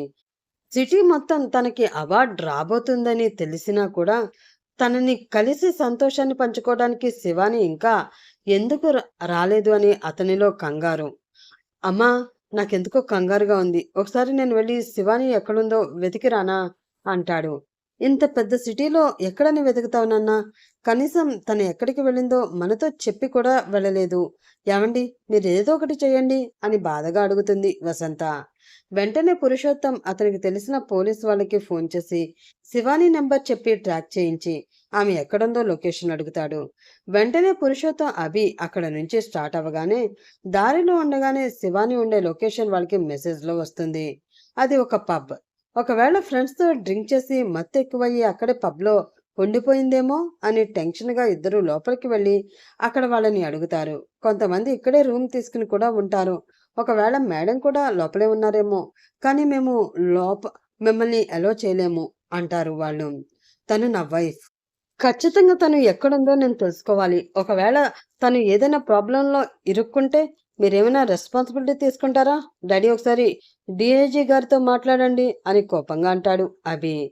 పోలీసులు గాని పిలిపించి వెతికిస్తే అప్పటికే ఆ పబ్‌లో ఉండే వాళ్ళంతా డ్రగ్స్ కూడా యూజ్ చేస్తూ ఉంటారు కాబట్టి వస్తే దొరికేస్తారని ఆ పబ్ ఓనర్ వేరే ఆప్షన్ లేక కెమెరాలో చూసి శివాని ఏ రూమ్‌లో ఉందో ఆ రూమ్ నెంబర్ చెప్తారు. ఎగస్ట్రా కీ ఇవ్వడంతో పురుషోత్తం బయటే ఉంటే అభి రూమ్ కీతో డోర్ ఓపెన్ చేసి లోపలికి వెళ్తాడు. లైట్ స్విచ్ ఆన్ చేయగానే ఒకే బెడ్ పై డ్రెస్ లేకుండా బ్లాంకెట్ లోపల వేరే అతనితో మత్తుగా పడుకుని కనిపిస్తుంది శివాని. ఒక్కసారిగా అభిలో కోపం పెరిగిపోతుంది. అప్పటి వరకు ఎవరి మీద చెయ్యెత్తని అభి ఫస్ట్ టైం తన కంట్రోల్ కోల్పోయి శివాని అని గట్టిగా అరుస్తాడు. వాళ్ళు అప్పటికే చాలా డ్రింక్ చేయడం వల్ల మత్తుగా ఉంటుంది. అయినా కూడా కష్టంగా కళ్ళు తెరిచి చూస్తారు. ఎదురుగా శివానికి అభి కనిపించగానే ఒక్కసారిగా టెన్షన్ పెరిగిపోతుంది. అభి, నువ్వేంటిక్కడ అంటూ కంగారుగా బ్లాంకెట్ అడ్డు పెట్టుకుని లేచి డ్రెస్ వేసుకునే గ్యాప్లో ఆ బెడ్ పై పడుకున్న వాడిని చిత్తు చిత్తుగా కొట్టి అలాగే న్యూడ్గా బయటికి తోసుకుంటూ వచ్చేస్తాడు అభి. పురుషోత్తం కూడా లోపల ఏం జరిగిందో తెలియకపోయినా వచ్చిన వాడి అవతారం చూసి ఏం జరిగిందో అర్థమయ్యి మొహం చిరాగ్గా పెట్టుకుంటాడు. కానీ ఆ సమయంలో అభిని ఎలా కంట్రోల్ చేయాలో ఆయనకి కూడా అర్థం కాదు. పబ్బు వాళ్ళు కూడా అభిని ఆపాలని ఎంత ట్రై చేసినా అభి మాత్రం అస్సలు తగ్గడు. వాళ్ళందరినీ విదిలించుకుని మరీ కొట్టేస్తుంటే వాడు చచ్చిపోతాడని చివరిలో పురుషోత్తం గారే అభిని వెనక నుంచి పట్టుకుని ఆపుతారు. వాడు ఎవరో కాదు, అభి కంపెనీ డ్రైవర్ ఉమేష్. బిజినెస్లో ఎప్పుడూ అడ్డుదారులు తొక్కుతూ అభి వాళ్ళ ప్రాజెక్ట్ని దొంగచాటుగా కొట్టేస్తుంటాడు ఆ ఉమేష్. అలాంటిది ఇప్పుడు వాడు తన భార్యతో బెడ్ షేర్ చేసుకునేసరికి అభిలో కోపం ఇంకా పెరిగిపోయి వాడిని చంపేస్తాడేమో అన్నంత వరకు వెళ్తాడు. కష్టంగా పురుషోత్తం గారు ఆపేసరికి ఉమేష్ ప్రాణభయంతో అక్కడి నుంచి పారిపోతాడు. రూమ్లో నుంచి బయటికి రావాలంటే శివానికి భయమేసి అక్కడే చాలాసేపు ఉండిపోతుంది. కానీ బయట ఆపి ఉమేష్ని అభి కొట్టడం, పబ్ వాళ్ళు అభిని ఆపడానికి ప్రయత్నించడం, అయినా కూడా అభి వాడిని ఎంతలా కొడుతున్నాడో వాడి అరుపులు కేకలు వింటుంటే ఇక్కడ శివానికి చెమటలు పట్టేస్తాయి. ఉమేష్ వెళ్ళిపోయాక కోపంగా అక్కడ నుంచి పురుషోత్తం గారిని కూడా వదిలేసి వచ్చేస్తాడు అభి. అతను అక్కడి నుంచి వెళ్ళిపోయాడని అర్థమయ్యాక డోర్ కొద్దిగా కొట్టి అభి వెళ్ళిపోయాడు, డోర్ ఓపెన్ చేయి శివాని అని గంభీరంగా పిలుస్తారు పురుషోత్తం. అభి వెళ్ళిపోయాడని తెలిసాక మెల్లిగా డోర్ ఓపెన్ చేసి బయటకు వస్తుంది శివాని. అప్పటి వరకు మామగారు అన్న మర్యాద కూడా ఏనాడు ఇవ్వలేదు. కళ్ళల్లో కళ్ళు పెట్టి చూసి పొగరుగా సమాధానం చెప్తూ ఉండేది. కానీ ఇప్పుడు తల కిందకి దించి భయంతో వణికిపోతూ కనిపిస్తుంది శివాని. ఇదంతా తప్పు చేసే ముందు ఉండాలి శివాని. మా అభి నిన్ను ప్రేమించాను అని చెప్పడంతో నీ ముందు వెనక మేము ఏమీ చూసుకోకుండా పెళ్లి చేశాము. కానీ ఏ రోజు నువ్వు మా ఇంటి కోడలుగా ప్రవర్తించలేదు. అయినా కూడా సర్దుకున్నాం. కానీ నువ్వు ఈరోజు అన్ని హద్దులు దాటేశావు. ఇప్పుడే చెప్తున్నా, మళ్ళీ నా కొడుకు జీవితంలోకి ఎప్పుడైనా వచ్చావో నాకన్నా చెడ్డవాడు ఇంకొకడు ఉండడు అని గట్టిగా వార్నింగ్ ఇచ్చి అక్కడి నుంచి వచ్చేస్తారు పురుషోత్తం. అంత జరిగినా కూడా శివానికి బుద్ధి లేకుండా ఆ ఉమేష్ని పెళ్లి చేసుకుని అభికి విడాకులు ఇచ్చేస్తుంది. కానీ అభి మాత్రం ఆ డ్రామాలోంచి బయటికి రావడానికి చాలా సమయం పడుతుంది. బిజినెస్ కూడా సరిగ్గా పట్టించుకోకుండా ఎప్పుడూ తాగుతూనే ఉండేవాడు. కానీ వీళ్ళకి రావాల్సిన ప్రాజెక్టులన్నీ ఉమేష్కి వెళ్ళిపోతుంటే పురుషోత్తం గారే మళ్ళీ అభిని కూర్చోబెట్టి మోటివేట్ చేయడంతో డ్రింకింగ్ తగ్గించి తన ఆలోచన అంతా బిజినెస్లోనే పెట్టి ఉమేష్ని ఓడిస్తూ నెంబర్ 1 పొజిషన్లోకి వస్తాడు. ఇది శశి జరిగింది. ఆ రోజు నుంచి ఈ రోజు వరకు నా కొడుకు ప్రశాంతంగా నిద్రపోవడం నేనేనాడూ చూడలేదు. డ్రింక్ చేస్తే మాత్రమే వాడికి నిద్ర పడుతుంది. లేని రోజు అలా ఆలోచిస్తూ ఉండిపోతాడు. లేదంటే వర్క్ చేసుకుంటూ ఉంటాడు. మనిషి మనసు పరంగా వాడు చాలా మంచివాడమ్మా. కానీ శివాని చేసిన మోసం వాడు తట్టుకోలేకపోతున్నాడు. అంతలా ప్రేమించి నమ్మాడు ఆ అమ్మాయిని. అందుకే ఇంకో అమ్మాయిని ప్రేమించడానికి వాడి మనసు ఒప్పుకోలేదు. మేము వేరే పెళ్లి చేస్తాము అన్నా కూడా ఇన్నాళ్ళు ఇలాగే ఉండిపోయాడు. తప్పు శివాని చేస్తే శిక్ష మాత్రం వీడికి పడింది. పైకి కోపంగా ఉంటాడు కానీ మనసులో వాడంతా సున్నితమో ఎవరికీ అర్థం కాదు. ఇంకా వాడి జీవితం అలాగే ముగిసిపోతుంది అని మేం భయపడుతున్న టైంలోనే నువ్వు నాకు కనిపించావు శశి. ఎందుకో తెలీదు. నిన్ను చూడగానే చాలా దగ్గర మనిషిలా అనిపించావు. కానీ శివాని విషయంలో నేను చేసిన తప్పు మళ్ళీ చేయకూడదని, నీ గురించి తెలుసుకోవాలని నిన్ను మా ఇంటికి రమ్మన్నాను. అర్థమైంది నువ్వే అభికి కరెక్ట్ పార్ట్నర్‌వి అని. అందుకే నీతో అభి కోసం ఏమీ చెప్పలేదు. చెప్తే అప్పుడు నువ్వు ఒప్పుకుంటావో లేదో అని భయపడ్డాను. అంతేకాని నిన్ను మోసం చేయాలని, బాధ పెట్టాలని నా ఉద్దేశం కాదు. ఈరోజు కాకపోతే రేపైనా వాడు నువ్వేంటో తెలుసుకుంటాడు. నాకు ఆ నమ్మకం పూర్తిగా ఉంది. ఇప్పుడు కోపం చూసి నీకు వాడంటే కోపం, అసహ్యం కలగవచ్చు. కానీ వాడు ప్రేమ చూసిన రోజు నువ్వలా అనుకోవమ్మా. దయచేసి నా కోసం కొంచెం రోజులు ఓపిక పట్టు. నీ మంచితనం చూసి వాడే మారుతాడు అంటూ శశి చేతులు పట్టుకుని తన కొడుకుని వదిలేయొద్దు అంటూ కన్నీళ్లు పట్టుకుని బతిమలాడుతుంది వసంత. అభి ఫాస్ట్ గురించి తెలిసిన తర్వాత అతని మీద ఉన్న కోపమైతే తగ్గింది, కానీ తనతో అలా మాట్లాడడం శశికి అస్సలు నచ్చదు. నిజం తెలుసుకోకుండా తన మీద అన్ని అబండాలు వేస్తే తను మాత్రం ఎందుకు పడాలి అనిపిస్తుంది. కానీ వసంత గారిని చూస్తుంటే ఏం చేయాలో అర్థం కాక మౌనంగా ఉండిపోతుంది. మౌనం అర్ధ అంగీకారం అంటారు కాబట్టి శశికి ఆలోచించుకోవడానికి టైం ఇవ్వాలి అని వసంత కూడా ఇంకేమీ మాట్లాడదు. శశి కూడా అవతల తన పుట్టింటికి వెళ్ళలేక, తన కష్టాన్ని వేరే వాళ్ళతో షేర్ చేసుకోలేక తనలో తనే బాధపడుతూ ఉంటుంది. ఎందుకమ్మా నన్ను వదిలేసి వెళ్ళిపోయారు? ఇప్పుడు నాకు ఎంత కష్టంగా ఉందో తెలుసా? ఎవరితో చెప్పుకోవాలి? నాకంటూ ఒక మనిషి లేకపోతే ఇలాగే ఉంటుందా? ఎందుకమ్మా ఇలా చేశారు? నన్ను కూడా మీతో పాటు తీసుకువెళ్ళిపోవచ్చు కదా అంటూ ఏడుస్తూ ఉంటుంది. ఆ రోజు నుంచి శశి నార్మల్ అవడానికి వారం పడితే, ఈ వారంలో అభి అసలు ఆమెకి తారసపడడు. బిజినెస్ ట్రిప్ అంటూ వేరే కంట్రీ వెళ్ళాడని వసంత చెప్తుంది. కొన్ని రోజులు అలా దూరంగా ఉండడమే మంచిదని శశికి కూడా అనిపిస్తే, మధ్యలో ఒకసారి తమ్ముణ్ణి చూడాలి అనిపిస్తే చరణ్ దగ్గరికి వెళ్ళి గట్టిగా పట్టుకుని ఏడ్చేస్తుంది. అక్క ఏమైందక్క? ఎందుకు ఏడుస్తున్నావు? అత్తయ్య వాళ్ళు మంచివాళ్ళు కాదా? బావగారు నిన్ను బాగా చూసుకోవడం లేదా అంటూ కంగారు పడతాడు చరణ్. అప్పటికే చరణ్ ఫైనల్ ఎగ్జామ్కి 15 రోజులు ఉంటుంది. ఇప్పుడు తన బాధలు కష్టాలు చెప్పి చరణ్ మనసు కూడా విరిగిపోయేలా చేసి చదువు మీద దృష్టి లేకుండా చేయడం ఇష్టం లేక కళ్ళు తుడుచుకుని, లేదురా అదేం లేదు. నేను నిన్ను బాగా మిస్ అయ్యాననిపించింది. అందుకే చూడ్డానికొచ్చాను. కానీ చూశాక ఎందుకో ఏడుపొచ్చేసింది. అంతే. ఇంకేం లేదు. అత్తయ్య, మావయ్య, మీ బావగారు నన్ను దేవతలా చూసుకుంటున్నారు. ఒక పని కూడా చెప్పడం లేదు. ఏదో ఆ ఇంటికి నేనే మహారాణి అన్నట్లు చూసుకుంటున్నారు తెలుసా? నేను చాలా లక్కీరా అంటుంది రాణి నవ్వు తెచ్చుకుంటూ. ముందే కళ్ళారా అదంతా చూసిన చరణ్‌కి నిజమే అనిపించి, అవునా అక్క? అత్తయ్య, మామయ్య చాలా మంచివారు. బావగారు కూడా ఎంతో మంచివాళ్ళు. అందుకే ఏరి కోరి నిన్ను చేసుకున్నారు. అయినా ఎప్పుడూ నేను హాస్టల్‌లోనే ఉంటాగా. ఇప్పుడెందుకు మిస్ అయ్యాను అనిపించింది? ఎలాగా 15 డేస్‌లో ఎగ్జామ్స్ స్టార్ట్ అవుతాయి. అక్కడి నుంచి ఇంకో 15 డేస్ ఎగ్జామ్స్ అయిపోతాయి. మొత్తంగా నెల రోజులు అంతే కదా! ఆ తర్వాత నేను నీతోనే ఉంటాను. మిస్సింగ్ ఫీలింగ్ అంతా పోగొట్టేసుకుందాం. సరదాగా ఎంజాయ్ చేద్దాం. సరేనా? అంటూ చెప్పేసరికి కాస్త మనసు తేలిక పడుతుంది శశికి. బాగా చదువుకోమని, చదువు నుంచి దృష్టి మరల్చవద్దు అని మరీ మరీ చెప్పి మళ్ళీ తిరిగి ఇంటికి వచ్చేస్తుంది శశి. ఇదివరకులా వసంతతో కూడా క్లోజ్‌గా ఉండలేక ముభావగానే రోజంతా తన రూమ్‌లోనే ఉండిపోతూ ఉంటుంది. ఇలాగే ఉంటే కష్టమని వసంతనే శశి దగ్గరికి వెళ్ళి, నీకు నా అభి నచ్చకపోతే పర్వాలేదమ్మా. అంతేకాని నాకెందుకు దూరంగా ఉంటున్నావు? నువ్వు నాకు బాగా అలవాటైపోయావు. నాతో మాట్లాడకపోతే నాకు ఏదోలా ఉంటుంది. ప్లీజ్ శశి, మనిద్దరం ఫ్రెండ్స్ కదా! ఇదివరకులా నాతో ఉండవా? అంటూ అచ్చం చిన్నపిల్లలా అడిగేసరికి శశి మనసు కరిగిపోతుంది. కొడుకు మీద ప్రేమతోనే కదా అబద్ధం చెప్పి పెళ్లి చేశారు. కానీ తన పట్ల ఏమీ తప్పుగా ప్రవర్తించలేదు, బాధ పెట్టలేదు. అభిలో మార్పు వస్తే వస్తుంది, లేదంటే లేదు. కానీ వసంత తల్లి ప్రేమ మాత్రం తనకి దక్కింది. అంతే చాలు అనుకుంటూ నవ్వేసి వసంతని గట్టిగా హత్తుకుంటుంది. అలాగే అత్తయ్య. మీ అబ్బాయి గురించి నాకు తెలియదు, కానీ మీరు నేను మాత్రం బెస్ట్ ఫ్రెండ్స్. ఇంతకు ముందులాగే ఉందాం అని చెప్పి ఆ రోజు నుంచి మళ్ళీ ఇదివరకు లాగానే ఉంటుంది. పురుషోత్తంలో కూడా పురుషోత్తంతో కూడా నవ్వుతూ మాట్లాడుతూ వాళ్ళతో పూర్తిగా కలిసిపోతుంది శశి. పని వాళ్ళకి, బయట చూసే వాళ్ళకి శశి వాళ్ళకి కోడలు అనిపించదు, సొంత కూతురనే అనిపిస్తుంది.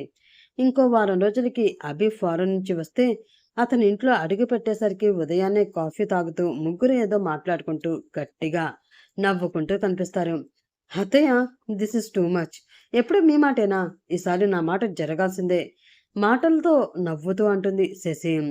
దానికి పురుషోత్తం, వసంత కూడా నవ్వుతూ ఉంటే, ఇప్పుడే కాదు, ఎప్పుడు మా అమ్మ మాటే జరగాలి. అసలు నీకు ఈ ఇంట్లో ఏ హక్కు ఉందని నీ మాట జరగాలి అంటున్నావు? చనువు ఇచ్చారు కదా అని ఎవరితో ఎలా మాట్లాడాలో, ఏం మాట్లాడాలో తెలీదా? ఇలాగే పెంచారా మీ వాళ్ళు నిన్ను? ఓకే. ఆల్రెడీ మా అమ్మ చెప్పింది. నువ్వు అనాథవి అంటగా. అమ్మా నాన్న ఉంటే కదా ఎలా పెంచాలో తెలుస్తుంది. But mind it.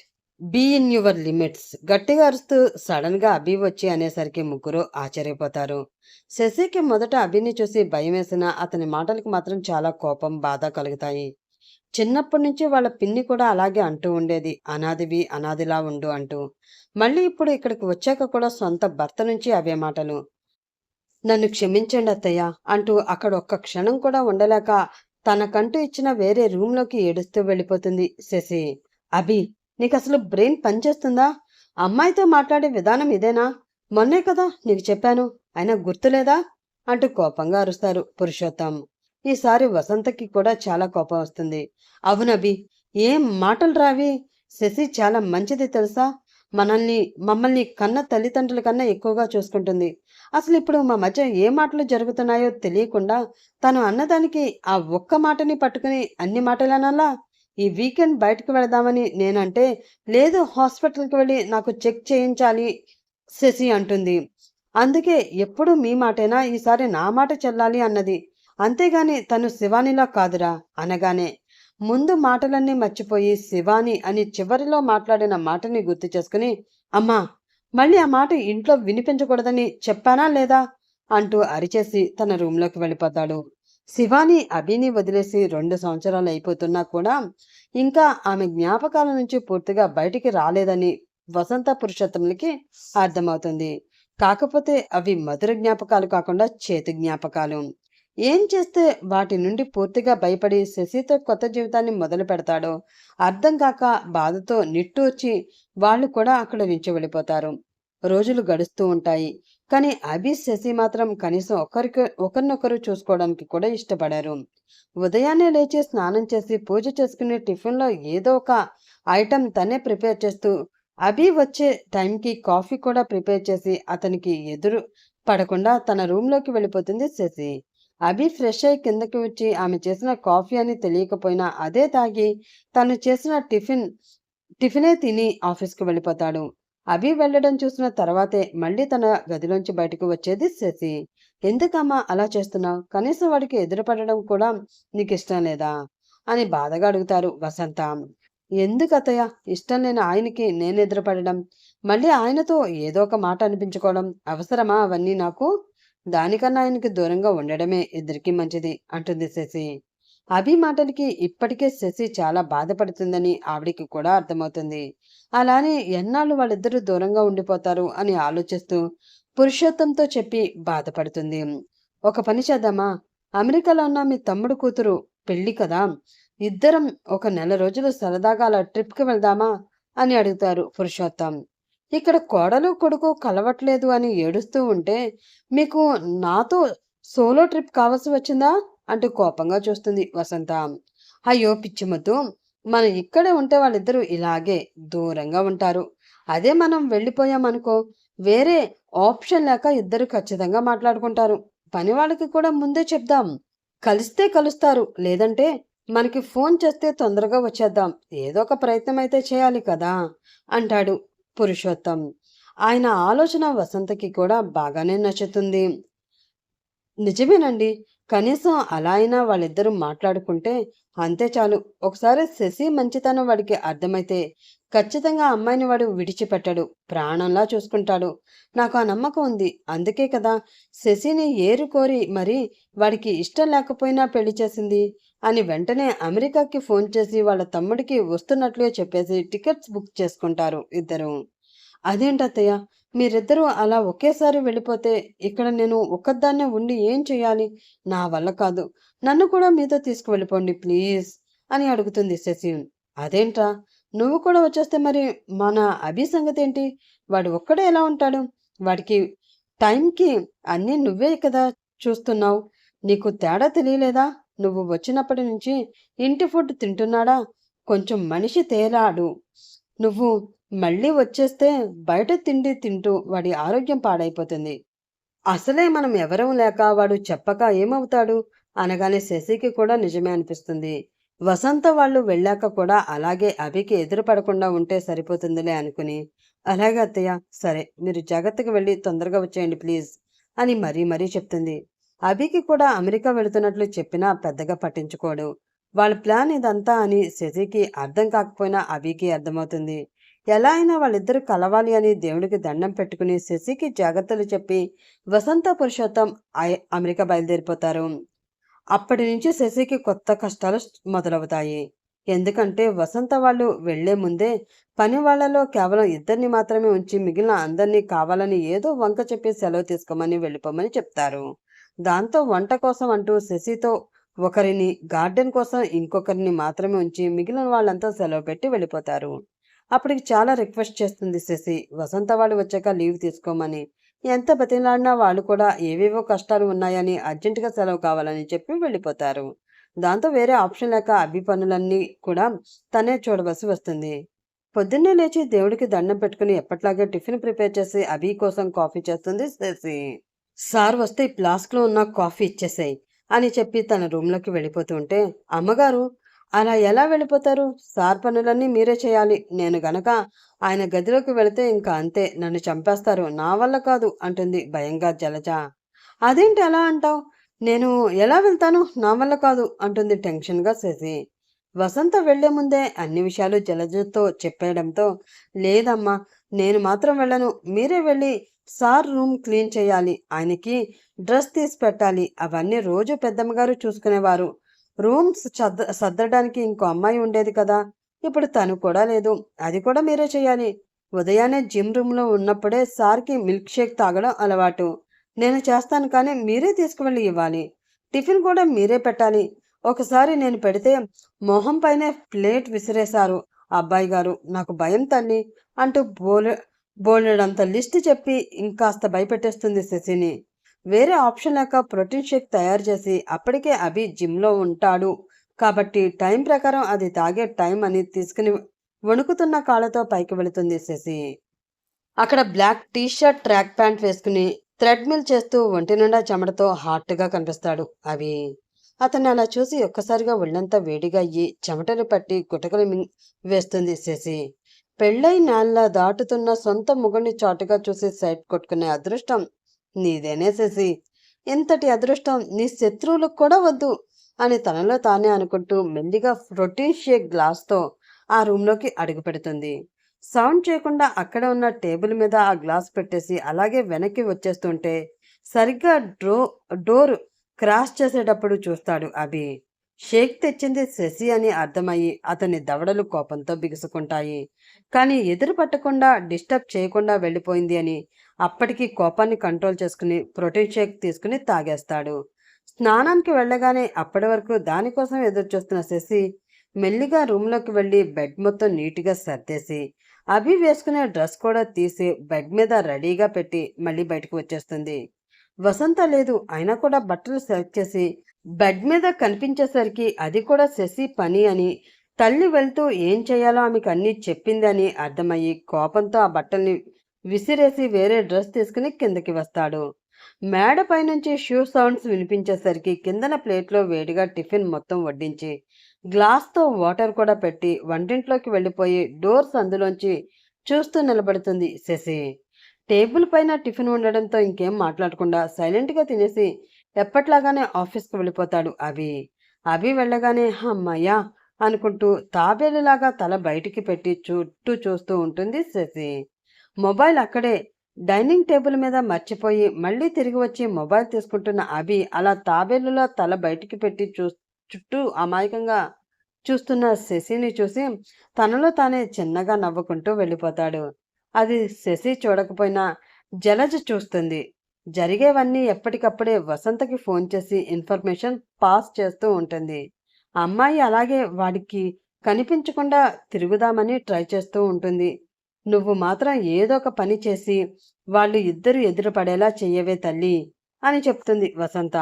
ఏమో అమ్మా, నా వరకు అయిందంతా చేస్తున్నాను, కానీ మీరు ఎంత ఉండమన్నా సాయంత్రం 6 తర్వాత నేను మాత్రం ఉండను. మా ఆయన నా కోసం వెయిట్ చేస్తూ ఉంటాడు, వెళ్ళిపోవాలి అంటుంది జలజ.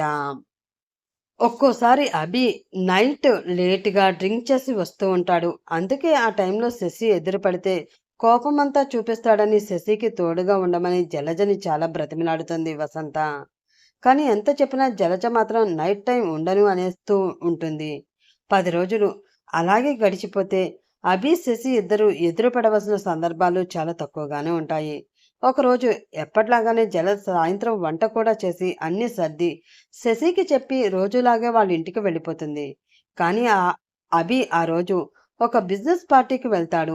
అక్కడ అనుకోకుండా ఉమేష్ని, శివానిని చూసి అతనిలో కోపం మళ్ళీ పెరిగిపోయి అతనికి తెలియకుండానే చాలా ఎక్కువగా తాగేస్తాడు. డ్రైవర్ ఎంతో కష్టంగా అభిని తీసుకువచ్చి ఇంటి దగ్గర డోర్ కొడితే ఎప్పుడూ తలుపు కొట్టని అభి ఇప్పుడు తలుపు కొట్టేసరికి అనుమానంగా వెళ్ళి డోర్ ఓపెన్ చేస్తుంది శశి. ఎందుకంటే తను ఎప్పుడూ లాక్ చేయదు, జస్ట్ దగ్గరికి వేసి ఉంచుతుంది. అది అభికి కూడా తెలుసు. కాబట్టి ఎప్పుడూ కాలింగ్ బెల్ కొట్టడం, తలుపు కొట్టడం, పిలవడం లాంటివి చెయ్యనే చేయడు. డైరెక్ట్గా డోర్ తీసుకుని వచ్చేస్తాడు. కానీ ఇప్పుడు డోర్ కొట్టేసరికి ఎవరో అనుకుని మెల్లిగా ఓపెన్ చేసి చూస్తే డ్రైవర్ మీద సగం వాలిపోతూ మత్తులో ఉండి కనిపిస్తాడు అభి. మేడం, సార్ చాలా ఎక్కువగా డ్రింక్ చేశారు, అందుకే నేనే తీసుకువచ్చాను. రూమ్ ఎక్కడో చూపించండి, పడుకోబెట్టి వెళ్తాను అంటాడు డ్రైవర్. థ్యాంక్ యూ అన్నా అంటూ అతనికి దారి చూపించి అభి రూమ్లోకి తీసుకువెళ్తుంది. బెడ్పై పడుకోబెట్టి డ్రైవర్ వెళ్ళిపోతాడు. ఇంకా ఇంటికి మొత్తంలో అభి, శశి మాత్రమే ఉంటారు.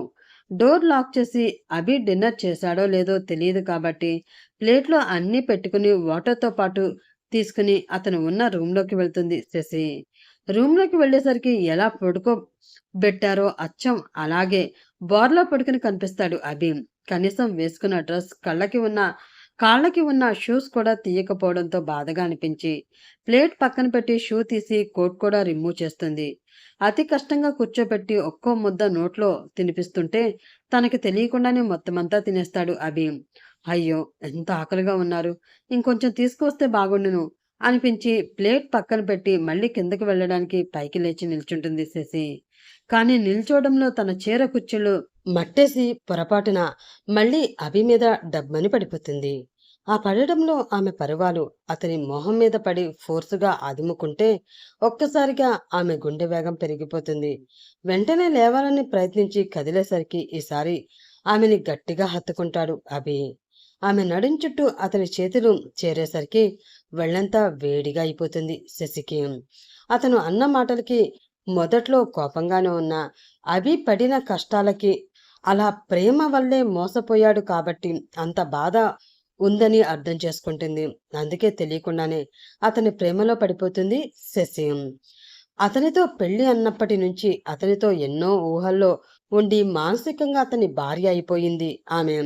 అందుకే ఇప్పుడు అన్ని మాటలన్నా కూడా తొందరగానే క్షమించేసి భయంలోనే ప్రేమించేస్తూ ఉంటుంది. ఇప్పుడు ఆమె ప్రేమించిన వాడే అంత దగ్గరగా ఉండి హత్తుకుంటూ ఉంటే దూరం జరగడం ఆమెకి కష్టంగానే మారుతుంది. అయినా కూడా అభి ఇప్పుడు మత్తులో ఉన్నాడు కాబట్టి ఎలా అయినా అతనికి దూరం జరగాలి అని ప్రయత్నిస్తున్న కొద్దీ అతనిలో తెలియకుండానే కోరిక పెరిగి ఆమెను మరింత గాఢంగా హత్తుకుంటూ ఉంటాడు. అభి గారు, ప్లీజ్ వదలండి, మీరు మత్తులో ఉన్నారు, ఇదంతా కరెక్ట్ కాదు అంటూనే ఉంటుంది. అయినా కూడా అభి ఆమెను విడిచిపెట్టడం. ఎన్నో ఏళ్ళు ఆడగాలి సోకకుండా ఉన్న అతని శరీరం ఇప్పుడు ఒక్కసారిగా ఆమె పరువాల మెత్తదనాన్ని ఫీల్ అవుతూ శరీరం ఏదో కావాలని అంటుంటే వాళ్ళిద్దరి మధ్య ప్రణయానికి తెరతీస్తాడు. ఆమె ఇంకా ఏదో చెప్పేలోపే అతని పెదవులు ఆమెని మాట్లాడకుండా చేస్తాయి. ఆమె పెదవుల్లో ఉన్న మధువులని జుర్రుకుంటూనే ఇంకో చేత్తో ఆ ఎదపై ఉన్న చీర కొంగిని లాగిపడేస్తాడు. శుతిమెత్తని ఆమె శరీరం అతనికి ఇంకా మత్తెక్కిస్తూ ఉంటే అతనిని ఇస్తున్న తీయని బాధకి ఆమె శరీరం కంపించిపోతూ ఉంటుంది. కట్టుకున్న భర్త, పైగా మనసైనవాడు అంటూ మనసు చెప్తుంటే మత్తులో చేస్తున్నాడు, నువ్వంటే ఇష్టంతో కాదు అంటూ మెదడు వద్దని పోరు పెడుతూ ఉంటుంది. ఆమె అతని నుండి వేరుపడాలని ప్రయత్నించడంలో ఆమెని అతను పూర్తిగా ఆక్రమించుకుంటాడు. అతని పెదవులు ఆమె కంఠాన్ని దాటి ఎదని చేరి అక్కడ తనదైన ముద్ర వేసి చేతులతో బంధించి ఆమెలో కూడా తాపాన్ని పెంచేస్తాడు. వద్దు వద్దు అంటూనే అతనికి సహకరిస్తుంది శశి. అతను మాత్రం మత్తులో ఉన్నా కూడా ఆమెని ప్రేమగా దగ్గరికి తీసుకుంటూ ఇంకాస్త కిందకి చేరి ఆమె నాభిని ముద్దాడతాడు. అతను ఇస్తున్న ఒక్కో ముద్దు ఆమెలో వేల ప్రకంపనలన్నీ రేపుతుంది. ఆమె ఊహించనంతగా అక్కడి నుంచి కూడా కిందకి ఒరిగి ఆమెని అణువణువు అతని పెదవులతో స్పృశిస్తూ మెల్లిగా ఆమెలోకి ప్రవేశిస్తాడు. ఇన్నాళ్ల తన కన్యత్వం అతనికి మనస్ఫూర్తిగా ఇష్టంగా అర్పించి అతనికి ఆమెని పూర్తిగా అప్పగించేస్తుంది. అతనిలో ఉన్న కోరిక, ఆవేశం ఆ ఒక్కసారి కలవడంతో ఆగకుండా తెల్లవార్లు ఆమెతో మళ్ళీ మళ్ళీ కలుస్తూనే ఉంటాడు. శరీరం ఇస్తున్న బాధని కూడా సంతోషంగా భరిస్తూ భర్త మీద ప్రేమతో అతనికి సహకరిస్తూనే ఉంటుంది శశి. ఇక నుంచి వాళ్ళిద్దరి మధ్య ఉన్న దూరం పూర్తిగా తరిగిపోయి ఒకరి కోసం ఒకరంటూ ఉంటారని ఎంతో సంతోషపడిపోతుంది. ఇన్నాళ్ళకి తన జీవితంలో వెలుగులు వచ్చాయి అనుకుని ఆమె కళ్ళ నుండి ఆనంద బాష్పాలు రాగా ఎప్పుడో తెల్లవారుజామున పూర్తి మత్తులో తన గుండె మీద తల పెట్టుకుని నిద్రపోతున్న అతన్ని కష్టంగా జరిపి అతని చేతుల నుండి కష్టంగా విడిపించుకుని వెళ్ళి స్నానం చేసి దేవుడికి దండం పెట్టి అభి కోసం కాఫీ చేసి ఫ్లాస్క్లోకి వేస్తుంది. ఈలోపు జలజ కూడా రాగానే ఇద్దరు కలిసి టిఫిన్ ప్రిపేర్ చేస్తారు. ఏంటమ్మా, ఈరోజు మీరు చాలా స్పెషల్గా కనిపిస్తున్నారు అని నవ్వుతూ జలజ అడుగుతుంది. గతుక్కుమంటుంది శశి. అంతా బాగానే మేనేజ్ చేసావు కదా, దీనికి ఎలా తెలిసిందబ్బా అనుకుంటూ. ఏమంటున్నావు అంటూ ఏమీ తెలియనట్లు అడుగుతుంది. జలజ మాత్రం ముసిముసగా నవ్వుతూ వెళ్ళి ఒకసారి మిమ్మల్ని మీరు అద్దంలో చూసుకోండమ్మా అంటుంది. ఏమైందో అని కంగారు పడుతూ గదిలోకి వెళ్ళి అద్దంలో తనని తాను చూసుకున్న శశికి ఆమె బుగ్గల మీద రాత్రి అభి వదిలేసిన గుర్తులు కనిపించగానే ఒక్కసారిగా సిగ్గు ముంచుకొచ్చేస్తుంది. అభికి ఎదురవ్వాలంటే ఎలాగో అనిపిస్తుంది, కానీ తప్పదు కాబట్టి రోజులాగే మిల్క్ షేక్ తీసుకుని జిమ్ రూమ్లోకి వెళ్ళేసరికి ఎప్పట్లాగే ఏమీ జరగనట్లు థ్రెడ్మిల్ చేస్తూ కనిపిస్తాడు అభి. రోజులాగానే లోపలికి నడుస్తున్నా కానీ ఆమెలో సిగ్గు దొంతర్లు దాగమన్నా దాగవు. రోజులాగానే ప్రోటీన్ గ్లాస్ అక్కడ పెట్టేసి సౌండ్ చేయకుండా వెళ్ళిపోతూ ఉంటే చివరి క్షణంలో చూస్తాడు అభి. ఆగు అంటూ గంభీరంగా పిలవగానే ఒక్కసారిగా ఆమె గుండె సడి పెరిగిపోతుంది. ఈ నెలలో అతను మాట్లాడిన మొదటి మాట. రాత్రి జరిగిన దానికి సారీ చెప్తాడు, మళ్ళీ తనని దగ్గరికి తీసుకుంటాడు అని కోటి ఆశలతో సిగ్గుపడుతూనే వెనక్కి తిరిగి అతని దగ్గరికి వెళ్ళేసరికి ఇన్నాళ్ళు నేను చూస్తే కోపం మాత్రమే ఉండేది, కానీ ఇప్పుడు అసహ్యంగా ఉంది. నాకు దగ్గర అవ్వడానికి, నా భార్య స్థానం పొందడానికి ఎంతగా దిగజారుతావు అని అస్సలు అనుకోలేదు. మా అమ్మ నాన్న ఇంట్లో లేకపోవడం, నేను మత్తులో ఉండడం నువ్వు ఇలా యూజ్ చేసుకుంటావా? అసలు ఆడదానివేనా నువ్వు? ఆస్తి కోసం ఎంతకైనా దిగజారిపోతారా మీరు? అదే కావాలంటే నాతో చెప్తే ఎప్పుడో ఇచ్చేసేవాడిని కదా, అంతేకాని మత్తులో ఉన్న నన్ను లొంగదీసుకుంటావా? సిగ్గులేదా నీకు? అతను ఇంకా మాట్లాడుతూనే ఉన్నాడు, కానీ అవేమీ శశిని చేరలేకపోతున్నాయి. అప్పటికే ఆమె బాధ భరించలేనంతగా ఉంది.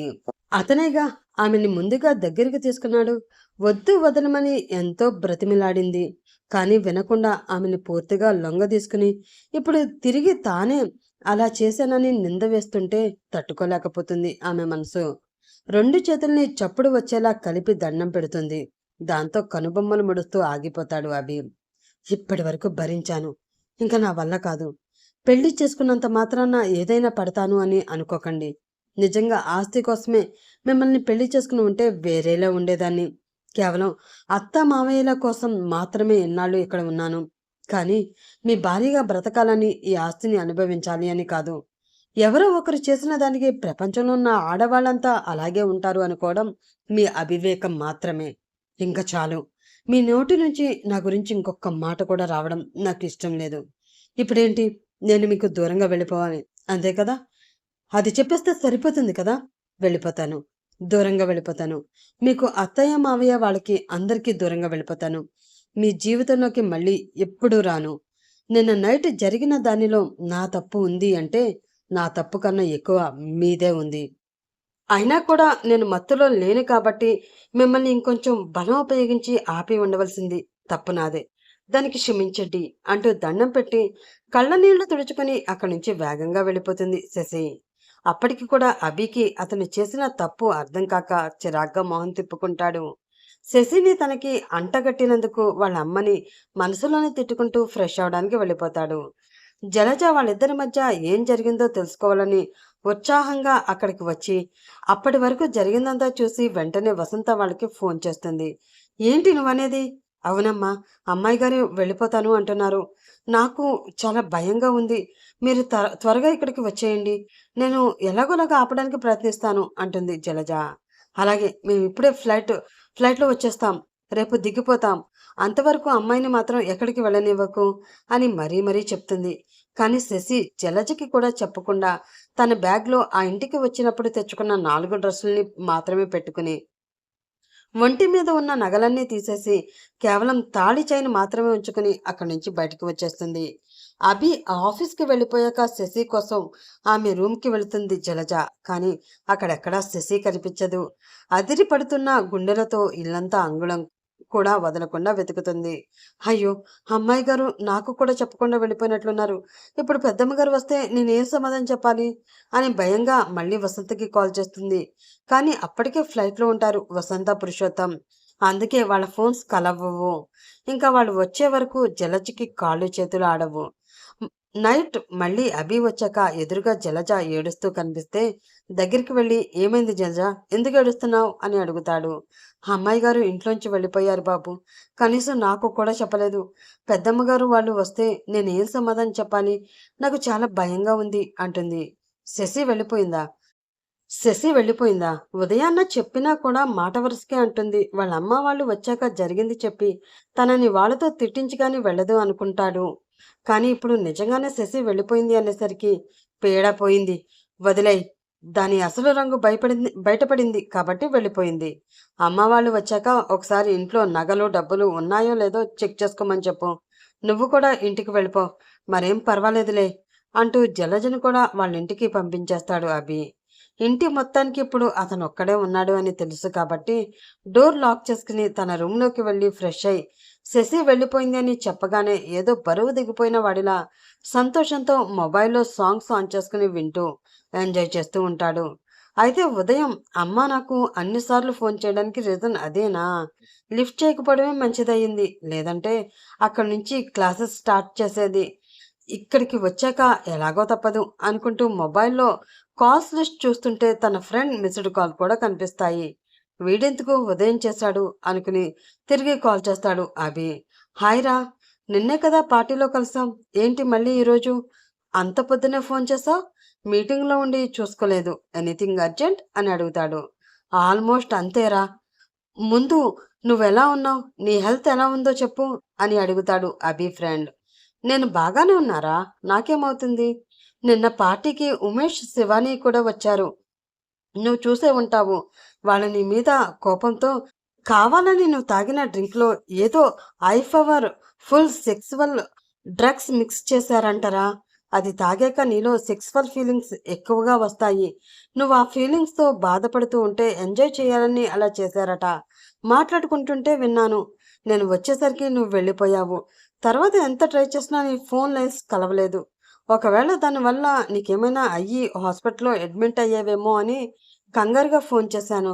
నువ్వు బాగానే ఉన్నావు కదా? అంతే చాలు. వాళ్ళకి ఎప్పుడు బుద్ధి వస్తుందో అర్థం కావడం లేదురా అంటూ ఉమేష్ శివాని వాళ్ళని తిడుతూ మాట్లాడుతూ ఉంటాడు అతని ఫ్రెండ్స్. ఓకే, నేను బాగానే ఉన్నానురా. Thank you for your concern. నేను మళ్ళీ కాల్ చేస్తాను, బాయ్ అంటూ కాల్ కట్ చేస్తాడు అభి. అతనిలో కోపం మళ్ళీ పెరుగుతూ ఉంటే కష్టంగా అణుచుకుంటూ తనకు తెలిసిన పోలీస్ ఆఫీసర్కి కాల్ చేస్తాడు. హాయ్ అభి, చాలా కాలం తర్వాత చేసావు. ఏంటి ఈ టైంలో కాల్ చేసావు? అంతా బాగానే ఉందా? బాగుంది, కానీ నీకు ఒక చిన్న ఇన్ఫర్మేషన్ ఇస్తాను. రైడ్ చేస్తే చాలామంది బడాబాబులు డ్రగ్స్ యూజ్ చేసేవాళ్ళు దొరుకుతారు అంటూ ఒక పబ్ పేరు చెప్తాడు. నిజమా? ఓకే, నేను ఇప్పుడే స్టార్ట్ అవుతాను. ఇన్ఫర్మేషన్ ఇచ్చినందుకు థ్యాంక్ యూ అభి అని కాల్ కట్ చేసి ఆ పోలీస్ ఆఫీసర్ అప్పటికప్పుడే ఆ పబ్ మీదకి రైడ్కి వెళ్తాడు. అభి అన్నట్లు నిజంగానే చాలా మంది బడాబాబులు, బిజినెస్ మ్యాన్లు, టీనేజ్ పిల్లలు అందరూ డ్రగ్స్ యూజ్ చేస్తూ దొరుకుతారు. వాళ్ళలో ఉమేష్ అండ్ శివాని కూడా ఉండడంతో పగడ్బందీగా వాళ్ళని అరెస్ట్ చేసి జైల్లో పెడతారు. అదంతా మార్నింగ్ న్యూస్లో చూసి అభి నవ్వుకుంటుంటే, అభి అంటూ గట్టిగా అరుస్తూ ఇంట్లోకి వస్తారు. వసంత తన భర్త పురుషోత్తం. అమ్మా, వచ్చారా? రండి, మీకో గుడ్ న్యూస్. ఒకసారి టీవీ చూడండి. డ్రగ్స్ యూస్ చేస్తూ ఉమేష్, శివాని ఇద్దరూ దొరికిపోయారు. నేనే వాళ్ళని పట్టించాను అని సంతోషంగా చెప్తుంటే వసంత మాత్రం కొడుకు చంపని పగలగొడుతుంది. అమ్మా అంటూ బాధగా పిలుస్తాడు అభి. ఎందుకంటే ఇంతకు ముందు పురుషోత్తం కూడా చేయి చేసుకున్నాడు. కానీ పుట్టిన నుంచి కనీసం తన మీదకి చెయ్యి కూడా ఎత్తలేదు వసంత. తన ప్రాణం కంటే ఎక్కువగానే ప్రేమిస్తుంది. అలాంటిది ఇప్పుడు అలా గట్టిగా కొట్టేసరికి అతని కళ్ళలో నీళ్లు చేరతాయి. ఆవిడ గట్టిగా ఏడుస్తూ తల కొట్టుకుని సోఫాలో కూలబడి, ఎందుకండి వీటిని నా కడుపున పుట్టించారు? నేను ఏ పాపం చేశాను? ఈ జన్మలో నా పాపానికి ప్రాయశ్చిత్తం లేదండి. అనవసరంగా ఆ అమాయకురాలి జీవితాన్ని నాశనం చేశాను. నిజం దాచి పెళ్లి చేయడమే తప్పు అనుకుంటే వీడి దగ్గర అలా ఒంటరిగా వదిలేసి వెళ్ళి ఇంకా పెద్ద తప్పు చేశాం. కన్ను మిన్ను ఆనక మత్తులో వాడు చేసిన పాపానికి కూడా ఆ అమ్మాయిని తప్పుగా దూషించి ఇంట్లోంచి వెళ్ళిపోయేలా చేశాడండి. ఎంత క్షోభ పడకపోతే ఆ అమ్మాయి ఇంట్లోంచి వెళ్ళిపోతుంది? ఆ పాపం మనల్ని ఊరికనే వదలదండి. జీవితాంతం వెంటాడుతూనే ఉంటుంది. నేను అలా కానివ్వను. మీరు మీ కొడుకుతోనే ఇక్కడే ఉండండి. నాకు మాత్రం నా కోడలు శశి ముఖ్యం. తనని వెతుకుంటూ తన దగ్గరికే వెళ్ళిపోతాను. ఇక నా మిగిలిన జీవితం అంతా తనకి అమ్మగానే ఉండిపోతాను. ఇలాంటి నీచుడికి తల్లిని అనిపించుకునే కంటే శశితో అమ్మకి అమ్మగా పిలిపించుకోవడం మంచిదండి అంటూ గట్టిగా ఏడుస్తూ ఉంటే పురుషోత్తం ఊరుకోబెడుతూ ఉంటాడు వసంతని. అప్పటి వరకు శివాని మీద పగ తీర్చుకుని డ్రగ్స్ కేసులో ఇరికించి జైల్లో పెట్టించాను అన్న ఆనందమే ఉంది. కానీ సెక్సువల్ డ్రగ్స్ తీసుకుని శశికి దగ్గరయ్యి మళ్ళీ తిరిగి ఆమెపైనే నింద వేసి తిట్టి బయటికి పంపించేశాను అని ఆలోచన రాలేదు అభికి. ఇప్పుడు ఆలోచిస్తుంటే ఎందుకో ఇందులో అతని తప్పే ఉందని అనిపిస్తూ ఉంటుంది. ఇప్పుడు వసంత కూడా తనని వదిలేసి వెళ్ళిపోతాను అనేసరికి భయంతో ఆమె ముందు మోకాళ్ళ మీద కూర్చుని చేతులు పట్టుకుని, అమ్మ ప్లీజ్ అలా మాట్లాడుకో, నన్ను విడిచిపెట్టి వెళ్తాను అని మాత్రం అనకమ్మా అంటాడు బాధగా. ఛీ, నా చేతులు వదులు.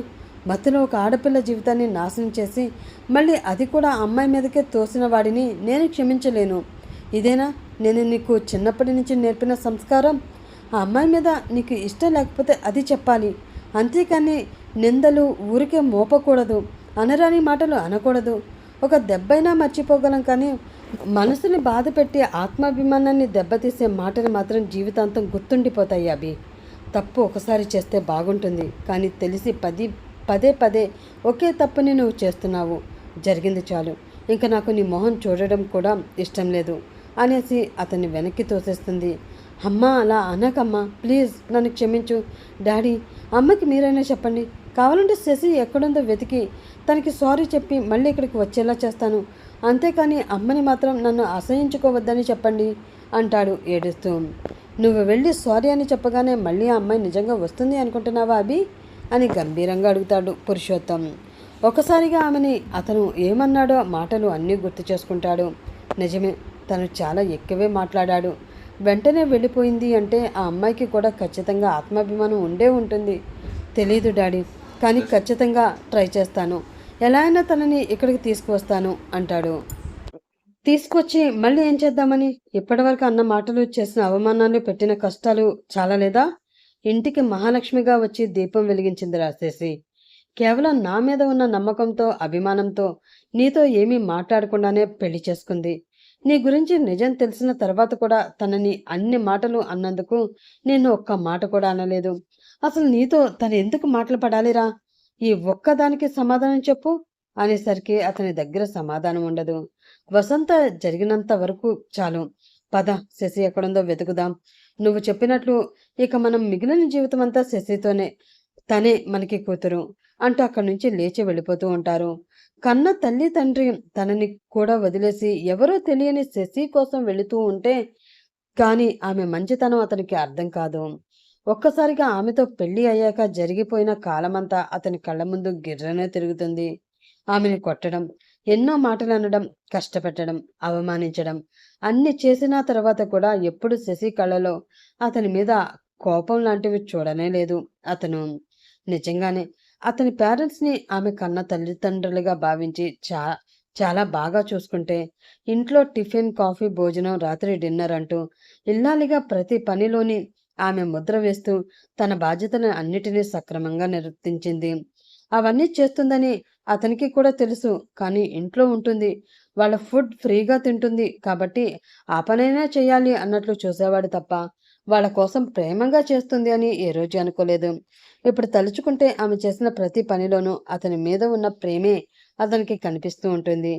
ఆమెని దగ్గరికి తీసుకున్న రాత్రి కూడా కొంచెం కొంచెంగా గుర్తొస్తుంటే ఆ రాత్రి ఆమె అతనిపై చూపించిన ప్రేమ కూడా కళ్ళ ముందు కనిపిస్తుంది. ఎంత ప్రేమ లేకపోతే ఆ డ్రగ్ తీసుకుని ఆమెలో అన్నిసార్లు కలిసిపోతూ నొప్పిని కలిగించినా కూడా ఇష్టంగానే ఆ నొప్పిని కూడా భరించింది. అప్పుడే ఆ క్షణమే అతను నిర్ణయించుకుంటాడు శశియే ఇంకా తన జీవితమని. లేట్ చేయకుండా శశిని వాళ్ళ అమ్మానాన్నలతో పాటు వెతకడానికి బయటకు వస్తాడు. కానీ అప్పటికే వేరే కారులో వసంత పురుషోత్తం వెళ్ళిపోయారు అని డ్రైవర్ చెప్పడంతో వేరే కారులో తను కూడా బయలుదేరిపోతాడు. ఫోన్ తీసి వాళ్ళ అమ్మానాన్నకి కంటిన్యూగా కాల్ చేస్తున్నా కూడా వాళ్ళు లిఫ్ట్ చేయరు. శశి ఎక్కడికి వెళ్ళుంటుందో కనీసం వసంత వాళ్ళకి ఐడియా ఉంటుంది. కానీ అతనికి కూడా అది తెలియదు. పెళ్లిలో ఆమెకి ఒక తమ్ముడు ఉన్నట్లు చూసినట్లు గుర్తు. కానీ అతను ఏం చేస్తున్నాడో ఎక్కడుంటున్నాడో తెలీదు. అందుకే వసంతకి కాల్ చేస్తూనే ఉంటాడు. కానీ కాసేపటికి వాళ్ళ అమ్మా నాన్న ఫోన్స్ కూడా స్విచ్ ఆఫ్ వస్తాయి. అప్పటి నుంచి అతనిలో కంగారు ఇంకాస్త పెరిగిపోతుంది. తెలిసిన పోలీస్ ఆఫీసర్కి మళ్ళీ ఫోన్ చేసి వాళ్ళ అమ్మా నాన్నల ఫోన్ ట్రాక్ చేయమని అడిగితే అవి ట్యాంక్ బండ్ దగ్గర లాస్ట్గా సిగ్నల్ చూపించాయని తెలుస్తుంది. ట్యాంక్ బండ్ ఎందుకు అని భయంగా అక్కడికి వెళ్తాడు అభి. కానీ అక్కడ ఎవరో ఆ ఫోన్స్ వాడుతూ కనిపించగానే దగ్గరికి వెళ్ళి ఇవి మీకు ఎక్కడివి అంటూ కోపంగా అడుగుతాడు. ఎవరో కారులో వెళ్తూ ఒక పెద్దాయన మాకు ఇవి ఇచ్చేసి వెళ్ళాడు బాబు అని చెప్తారు వాళ్ళు. ఇంకా అభికి కాళ్ళు చేతులు ఆడవు. తన మీద కోపంగా ఉంటారు అనుకున్నాడు కానీ నిజంగానే తనని విడిచిపెట్టి వెళ్ళిపోతారు అని అతను కలలో కూడా అనుకోలేదు. తన మీద కోపంతో ఖచ్చితంగా దూరంగానే వెళ్తారు. ఎక్కడని వెతుకుతాడు? ఇప్పుడు అతనికి కూడా కన్నీళ్లే కారిపోతూ ఉంటాయి. హైదరాబాద్ రోడ్స్ అన్ని కారులోనే తిరుగుతూ వెతుకుతూ ఉంటాడు. అక్కడ శశి పరిస్థితి ఏంటో చూద్దామా? బ్యాగ్లో డ్రెస్సులు పెట్టుకుని కనీసం జలజకి కూడా వెళుతున్నట్లు చెప్పకుండా బయటకు వచ్చేస్తుంది శశి. రోడ్డు మీద నడుస్తూ వెళుతుంది అన్న మాటే కానీ మనసులో చెప్పలేనంత బాధ. అలా ఏడుస్తూ వెళ్తుంటే రోడ్డు మీద అందరూ తనని ఆమెని వింతగా చూస్తూ ఉంటారు. ఎక్కడికి వెళ్ళాలో తెలీదు, ఏం చేయాలో తెలీదు. కనీసం ఇంతకు ముందు అయితే జాబ్ చేస్తూ హాస్టల్లో ఉండేది. కానీ ఇప్పుడు ఆ జాబ్ కూడా మానేసింది. చేతిలో చిల్లి గవ్వలేదు. దాచుకున్న డబ్బులు కూడా తమ్ముడు కాలేజీ ఫీజు కానీ ఎప్పుడో ఖర్చు అయిపోయాయి. వసంత ఇచ్చిన నగలు, డబ్బులు, మొబైల్ అన్నీ అక్కడే వదిలేసి వచ్చింది.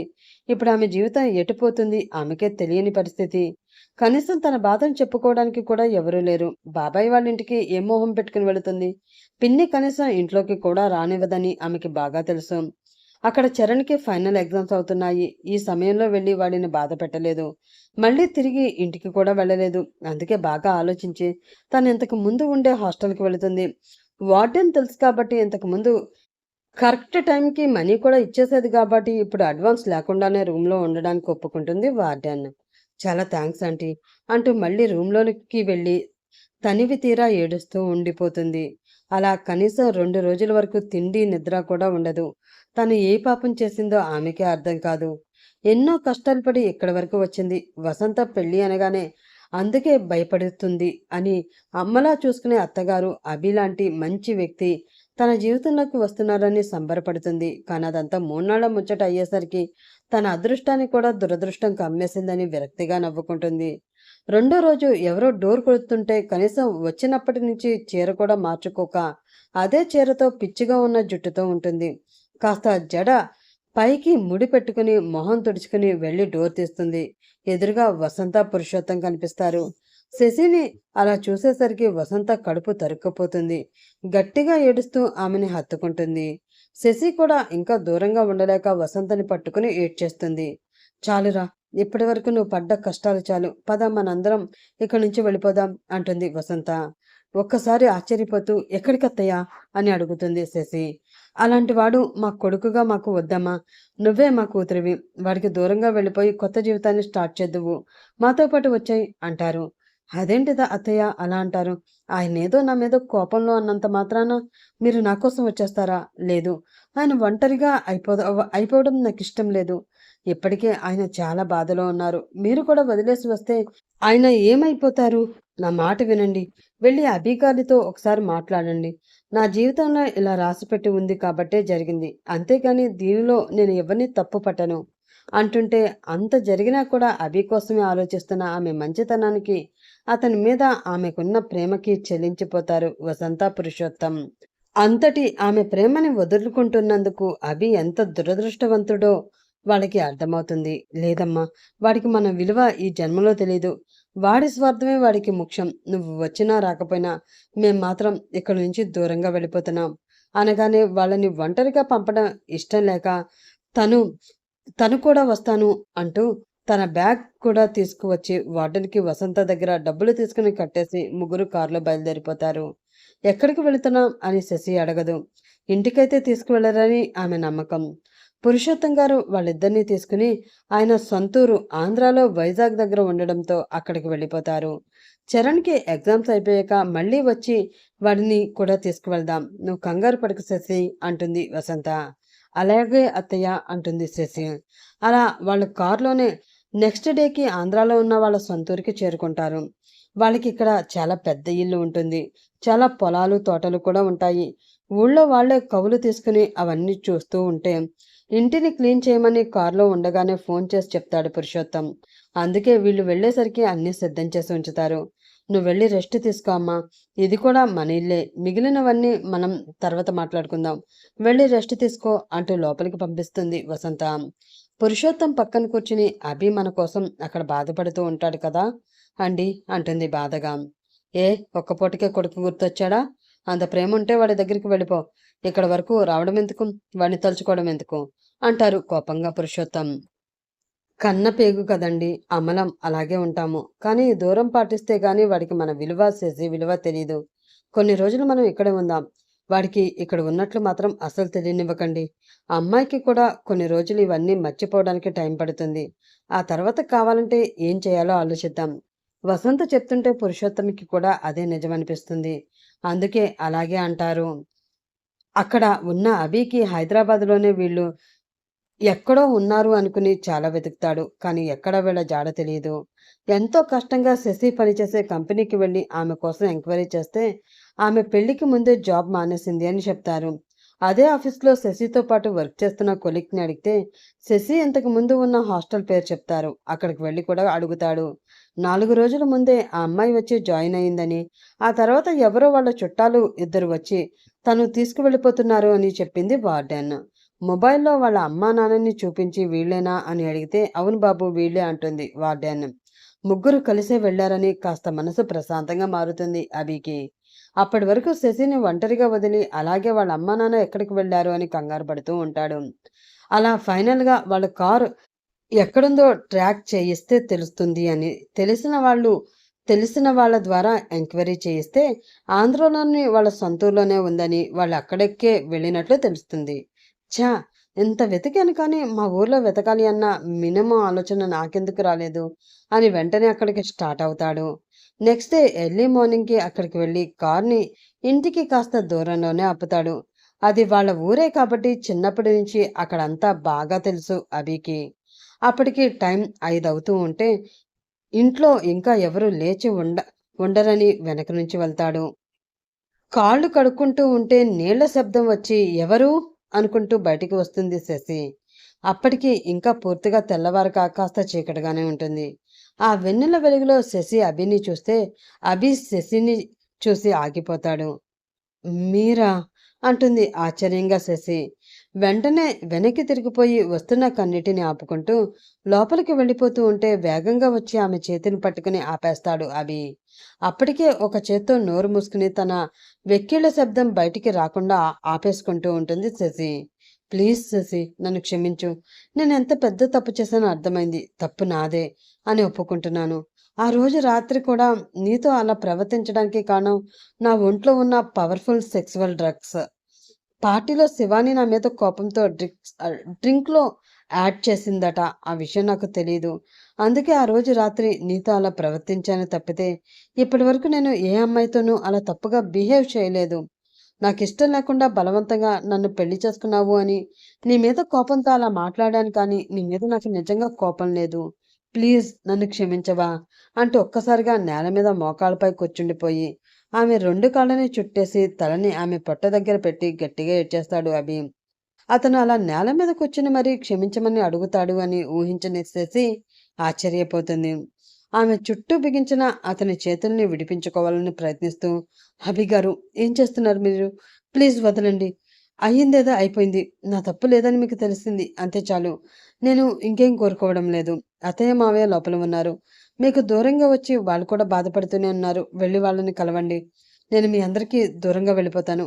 కంగారు పడకండి. మళ్ళీ మీతో కలిసి ఉండే ఆలోచన మాత్రం నాకు లేదు అనేసరికి లేచి నిల్చుని ఆమెను గట్టిగా హత్తుకుంటాడు.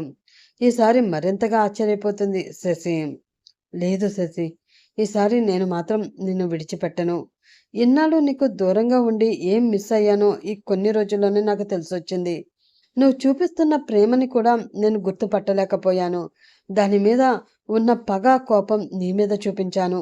కానీ నువ్వే నా అసలైన ప్రేమమే అని తెలుసుకోలేకపోయాను. ఇప్పుడు తెలుసుకున్నాక కూడా నిన్ను దూరం చేసుకుంటే నాకన్నా పిచ్చోడు ఈ లోకంలో ఉండడం. దయచేసి నన్ను క్షమించవే. నీ హస్బెండ్గా యాక్సెప్ట్ చేయవే. నీతో జీవితాంతం మొత్తం సంతోషంగా ఉండాలని ఉంది. ఇంకా దూరం పెట్టకు. నా వల్ల కాదు. నన్ను యాక్సెప్ట్ చేయాలి అంటే ఏం చేయాలో చెప్పు. ఏం చేయమన్నా చేస్తాను. కాళ్ళు పట్టుకోమంటావా? బతిమిలాడమంటావా? అంటుంటే అతన్ని దూరం జరిపి కోపంగా చూస్తుంది శశి. ప్లీజ్ బంగారం, అలా కోపంగా చూడకు. చెప్తున్నా కదా, నువ్వేం చేయమన్నా చేస్తాను. ఆమె మళ్ళీ ఎక్కడ దూరం వెళ్ళిపోతుందో అని అతని కళ్ళలో కన్నీళ్లు చేరిపోతాయి. మీకేమైనా పిచ్చా? ఏం మాట్లాడుతున్నారు? ఇవన్నీ ఎందుకు ఆలోచిస్తున్నారో నాకు తెలుసు. ఆ రోజు నాతో అలా గడిపినందువల్లే కదా నా జీవితం నాశనం అయిపోయింది అని మీరేం బాధపడకండి. దానికోసం ఆలోచిస్తూ నా మీద జాలిపడి ప్రేమ ఉన్నట్లు మాట్లాడకండి. చెప్తున్నా కదా, మళ్ళీ ఎప్పుడు మీ జీవితంలోకి నేను రాను. ఆమె మాట పూర్తవకముందే అతని పెదవులు ఆమె పెదవులను మూసేస్తాయి. ఇది మత్తులో ఇస్తున్న ముద్దు కాదు బంగారం. పూర్తి స్పృహలో నువ్వంటే ఉన్న పిచ్చి ప్రేమతో పెడుతున్నాను. అర్థమవుతుందా? ఆమె పెదవులను వీడకుండానే అలాగే గుసగుసగా చెప్తుంటే శశి ఆశ్చర్యపోతూనే అతని మెడ చుట్టూ చేతులు వేస్తుంది. మెల్లిగా ఆమె నుంచి దూరం జరిగి ఆమె నుదుటికి అతన్ని నుదుటిని ఆనించి కళ్ళు మూసుకుంటే మెల్లిగా మొదలైన ఆమె బాధ వెక్కిళ్ల రూపంలో పూర్తిగా బయటకు వచ్చేస్తుంది. ఏమైంది? మళ్ళీ ఎందుకు ఏడుస్తున్నావు? ప్లీజ్ ఏడవద్దు. నీకోసం నీకోసం తగ్గడానికి ఏం చేయమన్నా చేస్తాను అంటాడు అభి. ఇంకా కోపాన్ని ఆపుకోలేక ఆమె 2 చేతులని అతని భుజంపై గట్టిగా కొట్టేస్తుంది. ఎందుకలా చేసావు అభి? నీతో నేను నా జీవితాన్ని ఎంత సంతోషంగా ఊహించుకున్నానో తెలుసా? ఎన్ని కలలు కన్నాను. అన్నిటిని నువ్వు ఒకే ఒక్క క్షణంలో నాశనం చేశావు. ఇప్పుడు వచ్చి సారీ చెప్తే అయిపోతుందా? తెలుసు, సరిపోదు. అందుకే జీవితం మొత్తం నువ్వు వేసే పనిష్మెంట్ని సంతోషంగా భరిస్తూ ఉంటాను. కానీ ఏవైనా నీతోనే. అర్థమవుతుందా? నీతో మాత్రమే అంటూ అతని 2 చేతులు ఆమె నడుం చుట్టూ బిగించి అతని మీదకి లాక్కుంటాడు. నిజంగా మళ్ళీ నన్ను ఎప్పుడు వెళ్ళిపోమనవు కదూ? నా శరీరంలో ప్రాణం ఉన్నంత వరకు అనను అనేసరికి భయంగా అతని పెదవుల్ని ఆమె చేతులతో మూసేస్తుంది. ఏంటి ఆ మాటలు? వెళ్ళనివ్వను అంటే సరిపోతుంది అంటుంది చిరుకోపంగా. అలాగే కాని నా నోటిని మూసేదేదో చేత్తో కాకుండా నీ పెదాలతో మూయొచ్చుగా. ఒక ముద్దైనా దొరికేది అంటాడు చిలిపిగా. తన ఊహల్లో అభి తనతో ఎలా ఉండాలి అని కోరుకుందో ఇప్పుడు అలాగే ఉంటుంటే బాధ ప్లేస్లోకి కొత్తగా సిగ్గు చేరుతుంది శశికి. చాలండి, చేసినవన్నీ చేసి మళ్ళీ మాటలొకటి. అత్తయ్య మావయ్య లేచే టైం అయ్యింది. ఇక్కడ ఇలా చూస్తే అస్సలు బాగోదు. లోపలికి వెళ్దాం అని అతని నుంచి విడిపించుకుంటూ ఉంటే జస్ట్ 5 మినిట్స్, ఆ తర్వాత వెళ్ళిపోదాం అంటూ అక్కడే గోడకి ఆమెను ఆంచి తనివి తీరా కౌగిలించుకుని మరొకసారి ఆమె పెదవుల్ని అందుకుంటాడు. ఈసారి ముద్దులో ఇద్దరికీ వాళ్ళ ప్రేమ తెలుస్తూ ఉంటుంది. ముద్దుతో పాటు ఆమెకి తీయని గుర్తులు ఇచ్చి నవ్వుతూ ఆమె చేతిని పట్టుకుని ఇంట్లోకి నడిపిస్తాడు అభి. ఇద్దరు ఫ్రెష్ అయి వసంత వాళ్ళ కోసం ఎదురు చూస్తూ ఉంటే గంట పోయాక తీరిగ్గా లేచి బయటికి వస్తారు వసంత, పురుషోత్తం. ఎదురుగా కొడుకు కోడలు నవ్వుతూ కనిపిస్తుంటే అది కలో నిజమో అర్థం కాదు ఇద్దరికి. వసంత, నాకేం కనిపిస్తుందో నీకు కూడా అదే కనిపిస్తుందా అంటారు నిద్రలో మాట్లాడుతున్నట్లు పురుషోత్తం. హా, నాకు కూడా అదే కనిపిస్తుందండి. అయితే మనది కల కాదేమో, నిజమే అంటారా అని అనుమానంగా అడుగుతారు వసంత. ఇంకా శశి ఉండలేక సిగ్గుపడుతూ వసంతని హత్తుకుని అత్తయ్య అంటుంది నవ్వుతూ. అమ్మో కోడలి పిల్ల, రాత్రి నుంచి తెల్లారేలోపు అప్పుడే నా కొడుకుని నీ కొంగుకి కట్టేసుకున్నావా? ఇంత తొందరగా వాడిని ఎందుకమ్మా క్షమించేస్తావు? వాడు చేసిన పనులకి ఇంకొన్ని రోజులైనా బెట్టు చేసి ఏడిపించవలసింది అంటుంటే అభి దగ్గరికి వచ్చి, అమ్మ ప్లీజ్ నన్ను క్షమించమ్మా అంటూ వాళ్ళ అమ్మని నాన్నని ఇద్దరిని ఒకేసారి హక్ చేసుకుంటాడు. చేసిన తప్పు తెలుసుకుని వచ్చావు అంతే చాలు కన్నా, కానీ జీవితంలో మళ్ళీ ఎప్పుడు శశిని ఏడిపించకు. అలా ఏడిపిస్తే ఈసారి మేము ఎప్పటికీ కనిపించము. అమ్మాయిని తీసుకుని దూరంగా వెళ్ళిపోతాము బెదిరింపుగా చెప్తుంది వసంత. లేదమ్మా, అలా ఎప్పటికీ జరగదు. ఇన్ని రోజులు తప్పేదో ఒప్పేదో తెలియక ఇదంతా చేశాను, కానీ నా గురించి నీకు తెలియదా? ఇప్పుడు చెప్తున్నాను, శశి నా ప్రాణం. నేను వద్దన్నా కూడా తననిచ్చి నాకు బలవంతంగా పెళ్లి చేసినందుకు చాలా థ్యాంక్స్ అమ్మా. ఇప్పుడు ఎప్పుడు నీ సెలక్షన్ సూపర్ అని కన్ను కొడుతూ శశి దగ్గరికి వెళ్ళి సైడ్ నుంచి హక్ చేసుకుంటాడు. సిగ్గుపెట్టుతూ నవ్వేస్తుంది శశి. వాళ్ళిద్దరిని అలా చూసి వసంత పురుషోత్తంలో కళ్ళు తడిచేరతాయి. సంతోషంగా మళ్ళీ అక్కడి నుంచి నలుగురు హైదరాబాద్ వచ్చేస్తారు. నెక్స్ట్ డేకి చరణ్ ఎగ్జామ్స్ కూడా అయిపోవడంతో తనని కూడా ఇంటికి తీసుకువచ్చి ఇక నుంచి ఇంటి దగ్గర నుంచే చదివించాలి అంటూ చెప్పేస్తారు వసంత. ఏ పెళ్ళమ్స్, ఎక్కడున్నావే? ఏం చేస్తున్నావు? ఎంతసేపు దాక్కుంటావు? బయటికి రావే. వాళ్ళ బెడ్రూమ్ మొత్తం వెతుకుతూ ఉంటాడు అభి, కానీ శశి అతనికి ఎక్కడా కనిపించదు. పిట్టలా ఉంటావు, ఏ సందులోకి దూరిపోయావే? అయినా లైట్ ఆఫ్ చేసి నిన్ను వెతుక్కోమనడం చాలా తప్పు తెలుసా? నీకోసం నేను హనీమూన్ ప్లాన్ చేస్తుంటే నువ్వేమో నన్ను ఇలా ఏడిపిస్తావా? త్వరగా దొరికిపోన బుజ్జి బంగారం అంటూ గదంతా వెతుకుతూ ఉంటే చివరిగా కబోర్డ్లో బట్టల సందులో దూరిపోయి ముసిముసిగా నవ్వుతూ కనిపిస్తుంది శశి. అమ్మని, బట్టలో దూరిపోయావా? నీ పనే బాగుందే, ఎక్కడ కావాలంటే అక్కడికి దూరిపోగలవు అంటూ ఒక్కసారిగా ఆమెను ఎత్తేసుకుని బెడ్ మీదకి చేర్చి ఆమెపై చేరిపోతాడు. ఏంటి ఓ తెగ బట్టి చేస్తున్నావు? వేరే పెళ్ళాన్ని చూసుకోమంటావా? నో, నా మొగుడు నాకే సొంతం. అయితే మరి ఈ దూరం ఎందుకు బంగారం?